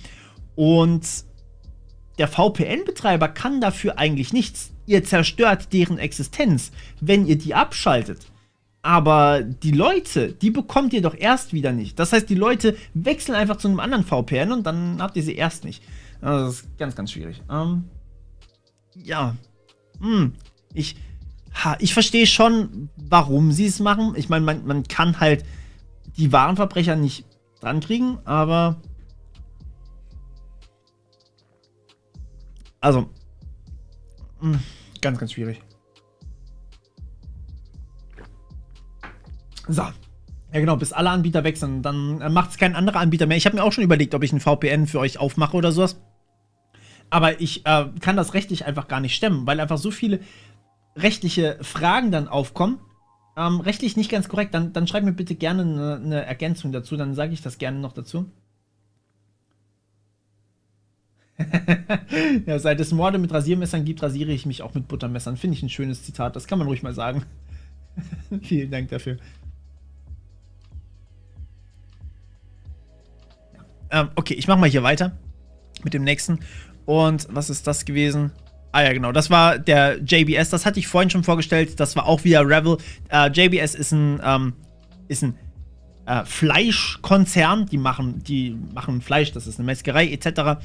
Und ja, die haben hier in dem Sinne einfach gesagt, also Revell hat die, glaube ich, auch wieder gehackt, das weiß ich nicht, ob das hier drin stand, hatten wir vorhin aber auf jeden Fall bei dem Wikipedia-Eintrag von Revell stand das, glaube ich, dabei.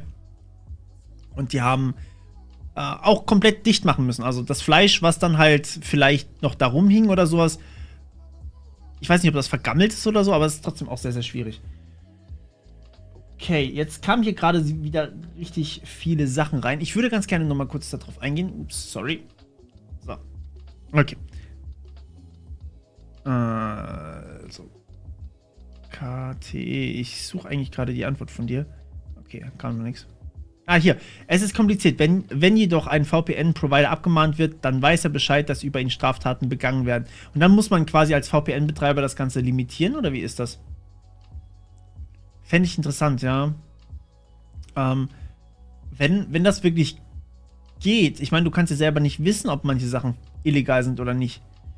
Okay, wenn er Bescheid weiß, also wenn der VPN-Betreiber Bescheid weiß, dann kann er in Anspruch genommen werden. Das ist interessant.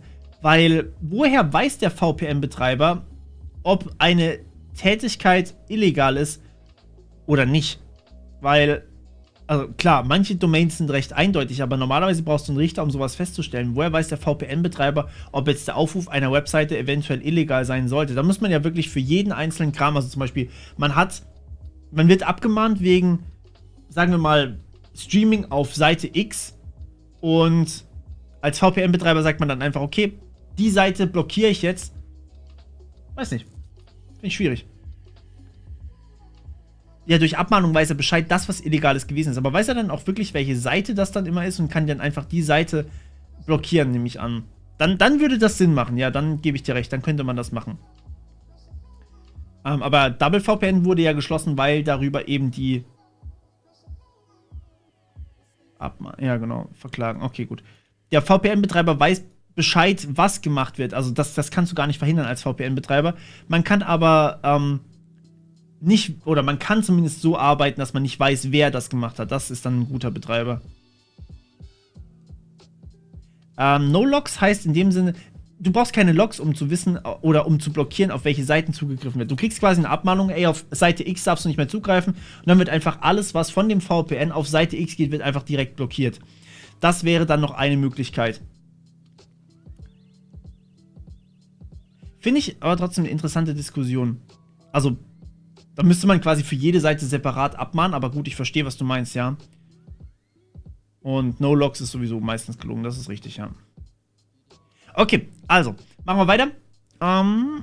Wir hatten JBS gerade. Was ist das nächste? Oh ja, das wird wahrscheinlich die... Das da.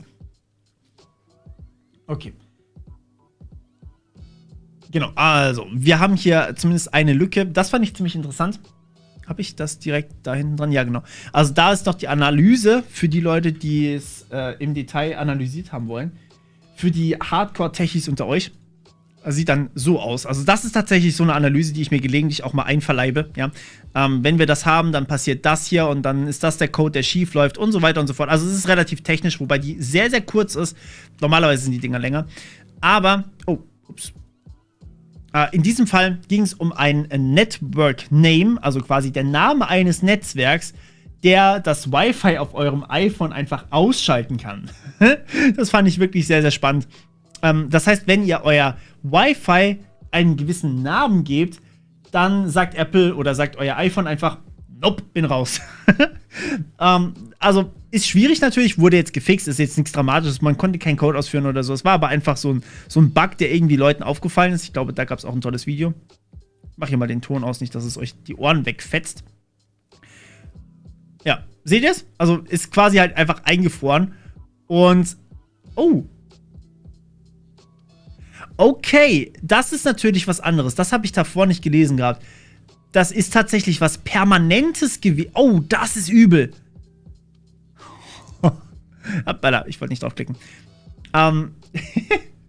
Das ist halt richtig mies. Also wenn man neu gebootet hat, wenn man seine SSID von dem WLAN, das es verursacht hat, geändert hat, egal was man gemacht hat, das Wi-Fi hat nicht mehr funktioniert auf dem iPhone. Das iPhone war quasi ohne Wi-Fi forever. Ups. Ja, dann ist es doch nicht so ohne was. Es tut mir leid, ich wollte das nicht verharmlosen. Hoppala. Ja, also nennt euer Netzwerk lieber nicht %P, %S, %S, %S, %S, %N, ja? Tut das nicht. Also ich weiß nicht, ob der Fix müsste mittlerweile, glaube ich, draußen sein, aber es ist übel, dass das passieren konnte. Normalerweise sollte sowas eigentlich sanitized werden, so gerade auf der Programmierseite. Naja, ich bin sowieso kein iPhone-Nutzer, also für mich dürfte das eigentlich gar nicht so betreffen, ne? Okay, das nächste war die Windows Spooler, die Print Spooler Remote Code Execution, nach der ich vorhin auch schon gefragt wurde. Ich weiß nicht, ob man die Netzwerkeinstellungen zurücksetzen konnte, das stand da gerade nicht dabei. Aber genau, das hier war das, was ihr mir vorhin, wie gesagt hattet. CVE-Score übrigens von 8,8 bzw. 8,2, das ist schon ziemlich hoch.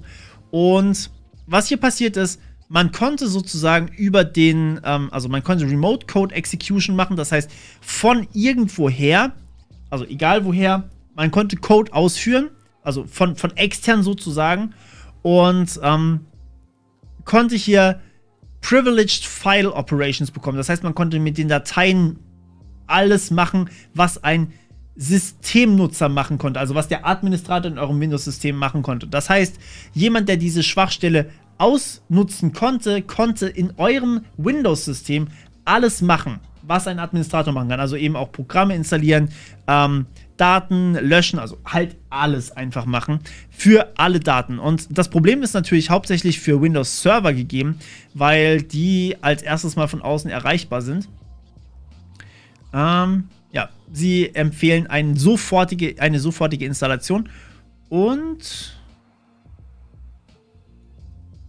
having no warning, no elevation on install set to 1 makes your system vulnerable by design. Okay. Vulnerable by design ist nie gut. Das ist gar nicht gut. Ja, auf jeden Fall, dafür ist jetzt ein Fix auch für die normalen Endgeräte draußen. Aber, soweit ich das weiß, war dieser System ist sogar noch ein bisschen höher als Admin, ne? Also, man konnte halt alles machen. Genau, und soweit ich das gelesen habe, war jetzt hier tatsächlich zwar ein Fix rausgekommen, das heißt, ihr könnt patchen, aber der Fix hatte einen Bug. Und der Bug, der ging dann auch tatsächlich nicht wieder weg. Also, da muss man halt auch nur wieder auf den Fix warten, weil es halt, ja, leider nicht weitergegangen ist. Gut, dann habe ich hier was für euch, und zwar, weil wir vielleicht einfach nicht alle Data Breaches und Cyberattacks im Juni uns angucken konnten. 9,8 Millionen User-Daten geleakt. Ich glaube, das sind noch nicht mal alle. Wir haben hier eine richtig fette Liste von sehr, sehr vielen Angriffen. Also irgendwelche Schulen und so weiter und so fort. McDonald's ist ja auch wieder dabei. Ohio-based, Rivers, Health Center, Woodruff. Also Sachen, von denen wir davor nicht mal was gehört haben. Das sind riesen viele Dinge. Ich dachte mir, die packe ich euch einfach mal hier in den Chat rein. Die könnt ihr euch aufmachen und durchlesen, wenn ihr wollt. Das ist jetzt nicht so mega krass. So, und dann sind wir bei den Dingen, die wirklich sehr, sehr neu sind. Ja, also, das erste, das habe ich mir jetzt tatsächlich schon noch nicht komplett durchgelesen, aber ich habe darüber auch schon mal berichtet. Audacity hat eine neue Privacy Policy, und die Privacy Policy, quasi die Datenschutzerklärung von Audacity, sagt jetzt halt, okay, wir sammeln Daten, die eben für Law Enforcement und Authorities wichtig sind, falls die irgendwas requesten. Und das finden die meisten, also ihr seht es hier an den Daumen, finden es gar nicht so geil, dass Audacity jetzt da was schreibt oder was hat, weil Audacity eigentlich Open Source ist. Open Source Software sollte von sowas eigentlich nicht betroffen sein, weil sie, wie gesagt, Open Source ist. Also jeder kann was dran ändern. Ich könnte jetzt auch einfach hergehen und sagen, ey, ich nehme Audacity, den Source Code, und schneide mir den Teil raus, der diese Daten wegliefert. Das ist wieder dieses Open-Source-Gedanke. Ich kann quasi kontrollieren, was da ist, und im Zweifelsfall kann ich auch den Teil rausschmeißen, den ich nicht haben möchte. Genau. Also, das wäre auf jeden Fall eine Sache. Ist nicht so ganz gut angekommen. Das zweite war das hier. Das wollte ich eventuell mit euch angucken. Habt ihr das gesehen? Ja, Audacity an Google, genau. Das würde ich vielleicht sogar mal kurz laufen lassen. Ich mache dazu mal kurz die Musik hier aus. Und setze hier mal wieder ein bisschen höher den Ton. Oh, wobei, da könnte Musik drin sein, ne? Ich muss die Musik hier, glaube ich, ausmachen. Wir lassen die hier laufen. So, es könnte sein, dass ich wegen der Musik sonst gecopystriked werde. Copyright-striked werde. Ah, das ist cool. Das sind Roboter von Boston Dynamics. Ich weiß nicht, ob ihr die kennt. Finde ich wahnsinnig spannend, was die mittlerweile alles drauf haben. Also, die haben einfach ihren Robotern eine richtige Choreografie gegeben. Das ist schon echt cool. Also, ich hoffe ja immer noch, dass irgendwann mal ein Haushaltsroboter bei mir den ganzen Haushalt macht. Das wäre immer noch the dream. Ohne, dass ich vielleicht ein schlechtes Gewissen haben müsste. Also bitte, das sollte dann schon keine Gefühle haben oder so. Aber ich finde das mega cool. Also die einfach so dancen zu lassen, oder? Das ist schon geil. Vor allem diese akkuraten Bewegungen finde ich wahnsinnig beeindruckend. Richtig, richtig cool. Ja, es gibt auch noch ältere Videos. Also ihr könnt mal auf deren YouTube-Kanal vorbeigucken. Boston Dynamics heißen die. Das ist die Marke, die Roboter herstellt. Und die haben so viele gute Videos. Das ist schon cool. Aber du fast so krass wie der Saugroboter. Also, unser. Ist echt cool. Ja, klar, natürlich sind die subventioniert. Also, ich meine, so ein krasses Unternehmen, so viel Forschung, wie da reingesteckt werden muss, das kriegst du ohne Subvention fast gar nicht hin. Ja, der Bierlieferant, den habe ich gesehen, der ist super. Der Beer Pissbot 1000 oder sowas hat er ihn genannt. Das ist klasse. Ja. Also ich würde mir so ein Ding gerne kaufen. wenn es irgendwas kann, was ich bräuchte, sowas wie putzen oder saugen oder Staubwischen, würde ich mir das sofort holen. Okay, das nächste betrifft auch wieder Apple. Sorry, wenn ich die ganzen Apple-Fans diese Woche so ein bisschen hart enttäuschen muss. Apple bringt jetzt tatsächlich an ihren Mitarbeitern so eine Kamera an, damit die, wobei, ich weiß nicht, ob das die ist, also sie wollen es zumindest machen, sie wollen so eine Bodycamera an die Mitarbeiter dran packen, einfach so, damit die quasi nicht aus Versehen irgendwelche Daten leaken können oder aus Versehen irgendwas hacken können oder sowas, weil sie ihren Mitarbeitern scheinbar nicht vertrauen. Wie gesagt, das größte Eintrittstor ist in eine Firma ist einfach immer der Mitarbeiter. Und wenn ein Mitarbeiter die ganze Zeit monitort wird, hoffen die einfach, dass die halt, ja, dass die Kameras das erkennen und das dann halt eben verhindern. Ich weiß nicht, ich finde das ganz, ganz schwierig. Also das wäre so ein Punkt, wo ich sagen würde, ey, yo, Apple, nope, für euch arbeite ich nicht mehr. Aber gut, ich tue es sowieso nicht, also von dem her. Okay, ja, es sah ein bisschen nach CGI aus, das ist richtig. Ja gut, also wenn ich wirklich 74 Millionen Dollar hätte, ich glaube, dann würde ich mir trotzdem keinen von diesen Robotern kaufen. Auch wenn sie verdammt cool sind. Ich glaube, 74 Millionen, selbst wenn ich das hätte, würde ich es mir nicht holen. Weil einfach, wenn ich das Geld anderweitig viel, viel sinnvoller brauchen kann. Ja, also Apple macht gerade nicht so viel geiles Zeugs, muss ich sagen. Das hier ist definitiv ein No-Go, wie ich finde. Aber gut, das muss jeder für sich selber wissen, der dort arbeitet. So, und das hier ist eine Warnung tatsächlich von der NSA, vom FBI und von der CIS und von dem NCSC, also NCSC, so rum, die davor warnen, dass quasi dass der russische Geheimdienst alles Mögliche hacken möchte, also dass sie quasi Global Brute Force Campaigns starten, also alles einfach mal durch Brute Forcen wollen. Nicht so gut. Und ja, ihr könnt euch das Ganze gerne mal durchlesen. Also es sind ein paar technische Erklärungen drin, die hier auch dabei sind. Ich wollte euch einfach nur sagen, dass diese Agencies offiziell vor dem russischen Geheimdienst waren, weil die scheinbar irgendwas hacken wollen. Fand ich ganz schön beängstigend, dass das überhaupt passiert. Vor allem dachte ich eigentlich, es beruhigt sich ein bisschen, nachdem halt die, oh ja, 74.000, sorry. Vor allem nachdem die beiden Herren ein schönes Gespräch hatten, hatte ich gehofft, dass es sich ein bisschen beruhigt. Offensichtlich hat sich nicht beruhigt. Ja, offensichtlich nicht. Manchmal benutze ich Steuerung W zum Tab-Schließen. Habe ich doch vorhin auch gemacht. Es ist halt manchmal habe ich nur die Maus in der Hand, manchmal habe ich die Tastatur in der Hand. Wenn ich hier mit der Maus rumkreise, dann benutze ich manchmal auch die Maus zum Schließen. Und wenn ich halt mit der Tastatur unterwegs bin, dann nutze ich, die Tastatur. Okay. Also, das nächste. Android-Trojaner stehlen eure Facebook-User-Login-Daten. Da sind ein paar, also im Endeffekt nichts besonders Neues mehr. Ich wollte euch einfach nur drüber informieren.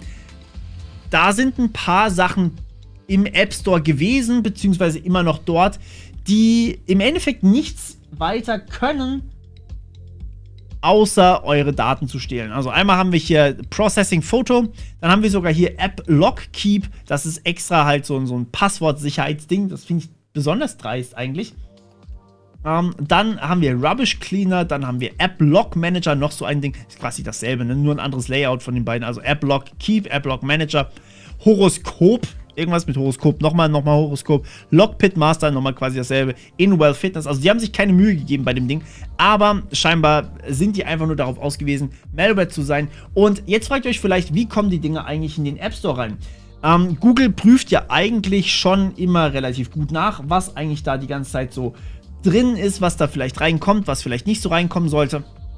Das Problem ist, sie können nicht jeden Patch prüfen. Das heißt, es war mal eine lange Zeit so, man konnte in den App Store irgendwie seine Sachen publishen und plötzlich war dann halt ein Patch da und der Patch wurde nicht so ganz richtig überprüft. Vor allem, weil dann halt vielleicht auch Anweisungen aus dem Internet geladen wurden. Das heißt, man hat halt quasi eine App und die Anweisung, dass es jetzt plötzlich Facebook-Logins stiehlt, kommt halt einfach erstmal nachher rein. Und ja, man muss Apps vertrauen.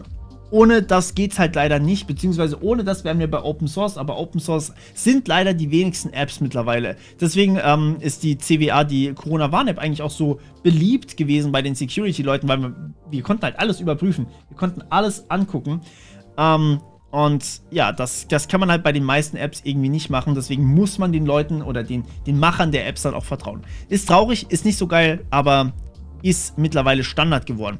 Dann auch noch sehr, sehr groß ist gewesen ein Datenleck von Modern Solution. Das war nicht so angenehm. Und zwar, das habt ihr vielleicht mitgekriegt, dass da Kaufland von betroffen war, Otto war betroffen, Idealo, Check24 Real und Tire24, wobei ich den nicht kenne. Aber die anderen kennt man, glaube ich. Das sind relativ große Marktplätze. Es gab noch mehr, die da auch von betroffen waren. Genau, hier Autoteile24, Crowdfox, Hood. Ja, genau. Also Innozix, Miracle und so weiter und so fort. Rakuten auch. Das ist schlecht. Das ist ganz schlecht. Ich glaube, die haben sogar meine Kreditkarte. Das ist nicht gut.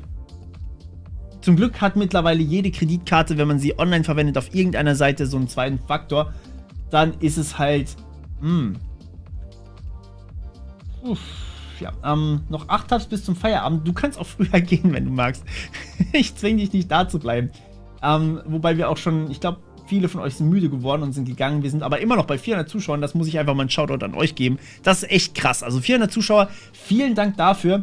Freut mich wahnsinnig, dass so viele Leute so interessiert sind daran. Ich hoffe, es gefällt euch. Wenn ihr irgendwelche anderen Ideen habt, schreibt mir die immer ganz gerne. Ich weiß, dass manche Stream-affin sind und manche vielleicht nicht so Stream-affin sind. Und ich bin eigentlich auch kein Profi-Streamer. Wie gesagt, eigentlich mache ich andere Sachen. Okay, das ist relativ neu. Das ist, glaube ich, von... Ja, lasst mich nachgucken. Ich weiß es nicht. Könnt ihr selber nachgucken. Fand ich... 6. Juli. Ich bin doof. Okay, also, Kaspersky Passwortmanager, falls der jemand von euch hat. Alle eure Passwörter wurden geleakt, weil der Kaspersky Passwortmanager hatte eine Schwachstelle und nicht gut. Ja, also im Endeffekt, man hat ja auch wieder seine Code-Analyse, könnt ihr euch gerne durchlesen, ist ziemlich technisch. Was im Endeffekt passiert ist, die ganzen Passwörter waren halt einfach unsicher und konnten mehr oder weniger ausgelesen werden. Sollte nicht der Fall sein, gerade bei einem Passwortmanager ist das doof. Was ihr machen könnt, falls ihr eurem Passwortmanager nicht 100% vertraut, ist, benutzt bitte einfach auch Mehrfaktor-Authentifikation, Zwei-Faktor-Authentifikation. Und ja, es gibt immer noch Webseiten wie Spotify, die immer noch keinen Zwei-Faktor anbieten. Ja, aber... in dem Fall Passwörter nicht mehr sicher. Am besten einfach alle mal durchändern, was viel Aufwand ist. Und gerade bei Kaspersky würde man was anderes erwarten, weil Kaspersky ist halt eigentlich ein Antivirenhersteller. Virenhersteller, steht da. Eigentlich ein Antivirenhersteller. Genau. Dann, das nächste hat mich ein bisschen privat schockiert, muss ich sagen. Das hat eigentlich weniger was mit Cyber zu tun, aber es wird scheinbar mit Werbung in menschlichen Träumen experimentiert. Wenn das nicht von Heise gewesen wäre, hätte ich es wahrscheinlich nicht geglaubt. Ich poste euch jetzt einfach mal den Link in die Kommentare, in den Chat rein. Ihr könnt selber überprüfen, was da drin steht. Ich hoffe, dass es fake ist, aber genau. Also im Endeffekt, man wollte den Leuten halt quasi im Traum irgendwie Werbung einflößen, was dann natürlich... Also das Problem ist natürlich, wenn wir hier Leuten im Traum einflößen, ey, trinkt Bier, offensichtlich kann das zur Folge haben, dass wir Alkoholiker werden, ja? Ich lasse niemanden in meinem Traum mir sagen, ey, werd Alkoholiker. Was will ich dazu sagen? Es wird mit menschlichen Träumen experimentiert, ich kann das nicht verstehen. Ja. Ich zahle Geld, also vielen Dank erstmal, Handmann. Ich zahle Geld an die Deppen, Mensch, das ist zu viel Aufwand, bezahle jetzt aus Trotz auch, du streamst geil, weiter so. Vielen Dank, das freut mich. Das ist lieb von dir. Sorry, wenn ich übrigens manchmal so ein bisschen stocke beim Erzählen. Ich habe 2 Bildschirme. Ein Bildschirm, wo quasi die Kamera davor steht. Also das ist wirklich so ein fettes Ding Kamera, ja, was davor steht. Deswegen ein Teil des Fensters wird hier komplett blockiert. Und ganz rechts außen ist der Chat. Und normalerweise habe ich das ganz gerne hier auf dem Bildschirm, aber da habe ich halt das, was ich für euch streame hier. Okay, also, ja, wie in Inception, ungefähr, ja, so, also, ich würde es nicht glauben, wenn Heise es nicht schreiben würde, weil ich es irgendwie absolut komisch finde, dass Leute sowas haben wollen würden, aber man kann sich irgendwie vorstellen, dass es Leute haben wollen würden. Hat nicht viel mit IT zu tun, wollte ich euch einfach nur teilen. Genau, dann, das war das, was ich vorhin angesprochen habe, da brauchen wir eigentlich gar nicht weiter drauf eingehen. Das war das schockierende Ausmaß von biometrischer Überwachung in Europa, obwohl wir eigentlich auch teilweise beziehungsweise Gesetze dagegen haben und eigentlich das nicht sein sollte. Das hat Netzpolitik jetzt hier rausgefunden, beziehungsweise eigentlich ein 150-seitiger Bericht, den ich mir noch nicht komplett durchgelesen habe. Ich habe ihn überflogen, was aber natürlich klar ist, dass hier Fingerabdrücke gesammelt werden, was auch nicht in Ordnung ist. Aber das hier hat mich eher ein bisschen unglücklich gemacht, und zwar Gesichtserkennung im öffentlichen Bereich. Finde ich ganz, ganz schwierig. Deutschland hat ein gewisses Gesetz, und die wurden hier tatsächlich alle schön analysiert. Es geht aber natürlich noch weiter. Also wir haben eben Facial Recognition, das ist ein biometrisches Datum. Gesichter sind biometrisch und die sind auch bei uns im Ausweis übrigens gespeichert. Deswegen müsst ihr auch so ein schönes Gesichtsbild mitbringen für euren Ausweis, dass ihr da halt biometrische Daten mitliefert sozusagen. Den Link kann ich teilen, klar, natürlich gerne. Das ist der hier. Ich teile euch auch sofort noch den, wo ich es her habe, und zwar von Netzpolitik. Das da. Genau. Ich weiß nicht, ob wir Visavit auch noch drin haben. Doch, hier ist auch noch dran. Genau. Alles klar. Also, ja, hier, es wird quasi, das Problem, was man damit halt haben könnte, ist einfach, wenn wir generell sagen, wir überwachen einfach alles gleich oder wir überwachen alle Menschen, die halt einfach am öffentlichen Leben teilnehmen, dann ist das halt so ein bisschen, als würden wir sagen, okay, wir misstrauen erstmal jeden Menschen und dadurch wird halt die Freiheit von jedem Einzelnen eingeschränkt, dadurch kann man nicht mehr sagen oder schreiben oder tun oder lassen, was man möchte, und dadurch verändert sich das Verhalten. Man fühlt sich quasi, also es kann, ich glaube, ich habe irgendwann mal dazu eine Studie gelesen, da dürft ihr mich jetzt nicht drauf festnageln, dass es irgendwie psychische Probleme geben kann. Da habe ich jetzt aber leider keinen Link dazu. Auf jeden Fall, wir sehen hier, dass die Gesetzeslage und das, was tatsächlich gemacht wird, nicht immer miteinander übereinstimmen. Und das sagt diese Studie hier. Also ich würde mal sagen, die European Digital Rights ist eine seriöse Quelle, die das hier überprüfen können. Aber wie gesagt, Netzpolitik hat auch drauf verlinkt. Ist nicht schlecht. Könnt ihr euch gerne mal durchlesen. So, das nächste, oh ja, das ist ein spannendes Thema. Da wollte ich vielleicht auch noch ein separates Video dazu machen. Und, interessante Trends. Genau, das ist quasi die nächste Generation von Cheaten. Das sehen wir hier. Ich mache das mal kurz groß. Das ist, glaube ich, ein Trailer, oder? Ist es normal, dass man durch die IT-Trends Depressionen bekommt? Ja, doch, das ist bekannt. Ist so ein kleiner Nebeneffekt. Aber ich baue euch auch wieder auf, indem ich euch meine Lösung für die Sachen vorstelle, die dann am Ende von der Politik wieder ignoriert werden. Genau, also was da passiert ist im Endeffekt, hier seht ihr es ganz kurz, diese Sachen, das da.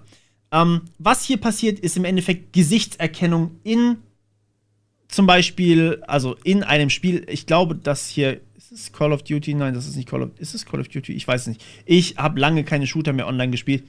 Sehr lange nicht. Es sieht irgendwie nach COD aus. Egal. Auf jeden Fall, was das ist, völlig egal.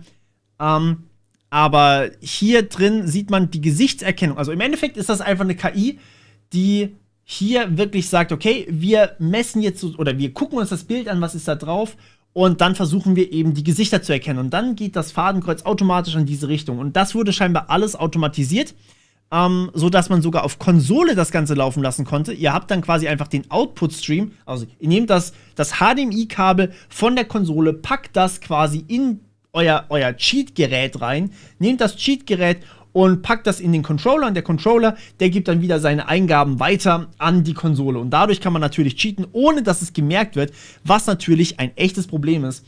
Und ja, was man dagegen machen kann, das, wie gesagt, vielleicht in einem zukünftigen Video. Das ist schwierig. So, jetzt muss ich ganz kurz hier mal den Chat lesen. Was ist da passiert?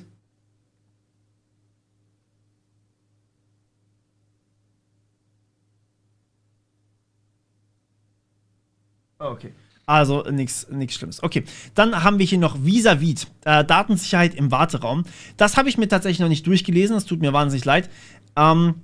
Das habe ich, ja, das ist erst vor 11 Stunden gewesen, dazu hatte ich leider noch keine Zeit. Ich habe heute noch Pandas weitergemacht. Pandas, die Bibliothek für Python, die ihr ab nächster Woche auf meinem Tutorials-Kanal sehen werdet. Kleine Seitenwerbung für mich selber. Ich glaube, das muss ich nicht eintragen, dass es gesponsert ist, hoffe ich mal. Aber okay. Was das im Endeffekt ist, genau, das war diese Videokonferenzsoftware, die häufig von Schulen genutzt wurde. Und die es ermöglicht Videokonferenzen nur mit Hilfe. Ah, genau. Ja, richtig, genau. Das konnte man. Ja, stimmt, das hatte mir jemand geschrieben, glaube ich sogar. Man konnte da scheinbar einfach mitschneiden, also mit reingehen in den Raum, mitschneiden, also alles mitschneiden, was da quasi gemacht wurde, was man ja rechtlich gesehen eigentlich nicht machen darf, ohne die Zuschauer oder die Mitteilnehmer zu informieren und dann eben auch einfach nur anonym das Ganze aufrufen und aufzunehmen, was natürlich nicht sein sollte. Ich weiß nicht, wieso Schulen so seltsame Software immer einsetzen. Also primär in bayerischen Schulen hieß es jetzt hier. Manche Schulen setzen Zoom ein, manche Schulen setzen Vis-a-vis scheinbar ein. Ich weiß nicht warum. Also es gibt Open-Source-Lösungen dazu, wenn wir alle gemeinsam jetzt einfach hergehen könnten und sagen, ey, wir coden jetzt an dieser Open-Source-Lösung mit, dann hätten wir relativ schnell eine richtig geile. Ja, genau, da unten steht sogar. Genau, dankeschön, lieber Blogschreiber. Hier, Jitsi oder Big Blue. Oder Big Blue Button, besser gesagt. Wir nutzen meistens Jitsi. Oder ich kriege irgendwas vorgelegt von den Leuten, wo ich eine Schulung mache. Da ist dann halt meistens Microsoft Teams oder Zoom, was nicht geil ist, aber ich habe da nicht wirklich eine Wahl. Aber Jitsi ist eigentlich mega gut. Es kann alles, was man braucht. Es hat die Security-Features, es ist Open Source, man kann alles überprüfen. Ich verstehe nicht, warum Schulen nicht sowas auch verwenden können. Dieses Vis-a-vis, weiß ich nicht, ob das Open Source ist, aber ich glaube nicht. Ja, genau diese Frage stelle ich mir ja auch manchmal. Oder meistens eigentlich. Ja. Ihr habt Jitsi und Big Blue Button benutzt, das ist doch super. Das freut mich, das ist gut. Ja, ihr nutzt Teams, ja, genau, Teams, genau. Das sagen viele. Teams im Homeschooling, viele sagen Teams.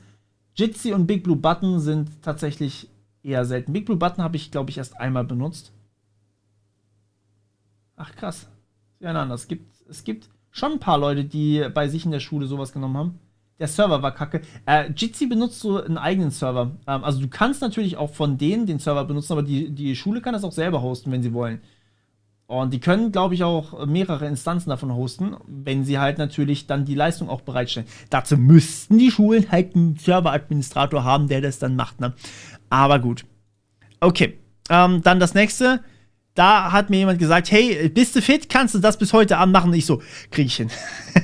Genau, im Landkreis Anhalt-Bitterfeld hat die Behörde mittlerweile, also gab es einen Hackerangriff. Was genau, habe ich leider nicht rausfinden können in der kurzen Zeit. Es steht immer nur Cyberattacke dabei. Ich bin mir nicht sicher, was genau da passiert ist. Ich weiß auch nicht, ob sie es überhaupt sagen dürfen. Was im Endeffekt aber passiert ist Folgendes. Man kann keine Kfz mehr zulassen. Man kann im Endeffekt nichts mehr machen, was irgendwie die Dienstleistung von den Ämtern braucht, so wie ich das sehe. Und es gibt eine Lösegeldforderung. Das habe ich vorhin überlesen. Ich habe keine gelesen. Ups. Okay. Also ich nehme an, dass es dann irgendwie was mit Ransomware zu tun hat oder dass es ein Denial-of-Service-Angriff ist. Ansonsten gäbe es wahrscheinlich keine Lösegeldforderung. Aber lahmlegen ist nie gut. Kam heute im Radio. Ja, genau. Also es ist nicht so angenehm, sowas zu haben. Vor allem, weil dann halt auch die komplette IT brach liegt und bis sie das repariert haben, kann es ein bisschen dauern, weil ich weiß nicht, ob die wirklich alle, also so kleine Landratsämter, was heißt kleine Landratsämter, aber ich weiß nicht, ob die wirklich alle einen Serveradministrator bei sich haben oder ob dann jemand extra anfahren muss und extra sich einen Termin machen muss und so weiter und so fort und was der dann alles wieder machen muss.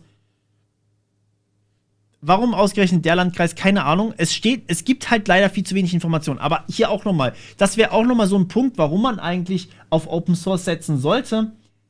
Weil, wenn jetzt hier Open Source wäre, dann könnte man sehr, sehr viel daran machen. Dann könnten halt alle davon profitieren, ja. In diesem Fall könnte es sein, dass wir jetzt hier irgendwie eine eigene gebastelte Lösung haben, die nur für den Landkreis Anhalt-Bitterfeld funktioniert und naja, man kann es halt nicht fixen. Wenn man jetzt allerdings eine Lösung hat, die für alle in Deutschland irgendwie ist, dann ist das halt so ein bisschen ein Yay-Moment, weil dann können die anderen Landkreise davon profitieren. Es kann natürlich auch sein, dass es einfach irgendwie schlecht administriert war oder vielleicht veraltet oder keine Patches oder immer noch Microsoft Exchange. Es gibt viele Möglichkeiten einzudringen in so ein Netzwerk und Sachen lahmzulegen. Das muss man halt erstmal identifizieren, aber trotzdem brauchen wir Software, die die das Ganze zentralisiert macht. Auch diese Dezentralisierung oder diese Dezentralisierung kann man eigentlich schon sagen, in diese Länder und dann in die Landkreise etc., dass jedes Bundesland sein eigenes Süppchen kocht, was die Digitalisierung angeht, das ist schon ein bisschen schwierig. So, ich würde jetzt aber ganz gerne Richtung Feierabend gehen und deswegen machen wir jetzt die letzte News für heute und die habe ich mir extra zum Schluss aufgehoben, weil ich die witzig fand.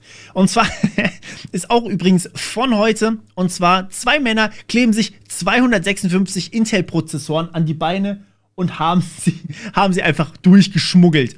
Das waren $128.000, und zwar 10 Tage zuvor, upsala, das waren sogar mehr hier.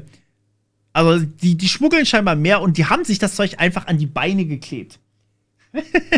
Jetzt weiß ich nicht ganz genau, wie man so Sachen besser schmuggeln kann, als wenn man die irgendwie in einem Rucksack oder sowas hat, weil solche Hardware-Produkte haben ja eigentlich Metall in sich. Und wenn dann ein Metalldetektor kommt, dann merkt man das doch. Ich weiß nicht, wieso das funktioniert hat. Fand ich aber irgendwie amüsant. Ich wollte euch das nicht vorenthalten. Und in dem Sinne würde ich jetzt tatsächlich mal Richtung Feierabend gehen. Johannes, vielen Dank auch dir nochmal für diese Spende. Vielen Dank, dass ihr alle so lange dabei wart. Ihr bekommt den Link zur Webseite, natürlich. Sorry. Klar.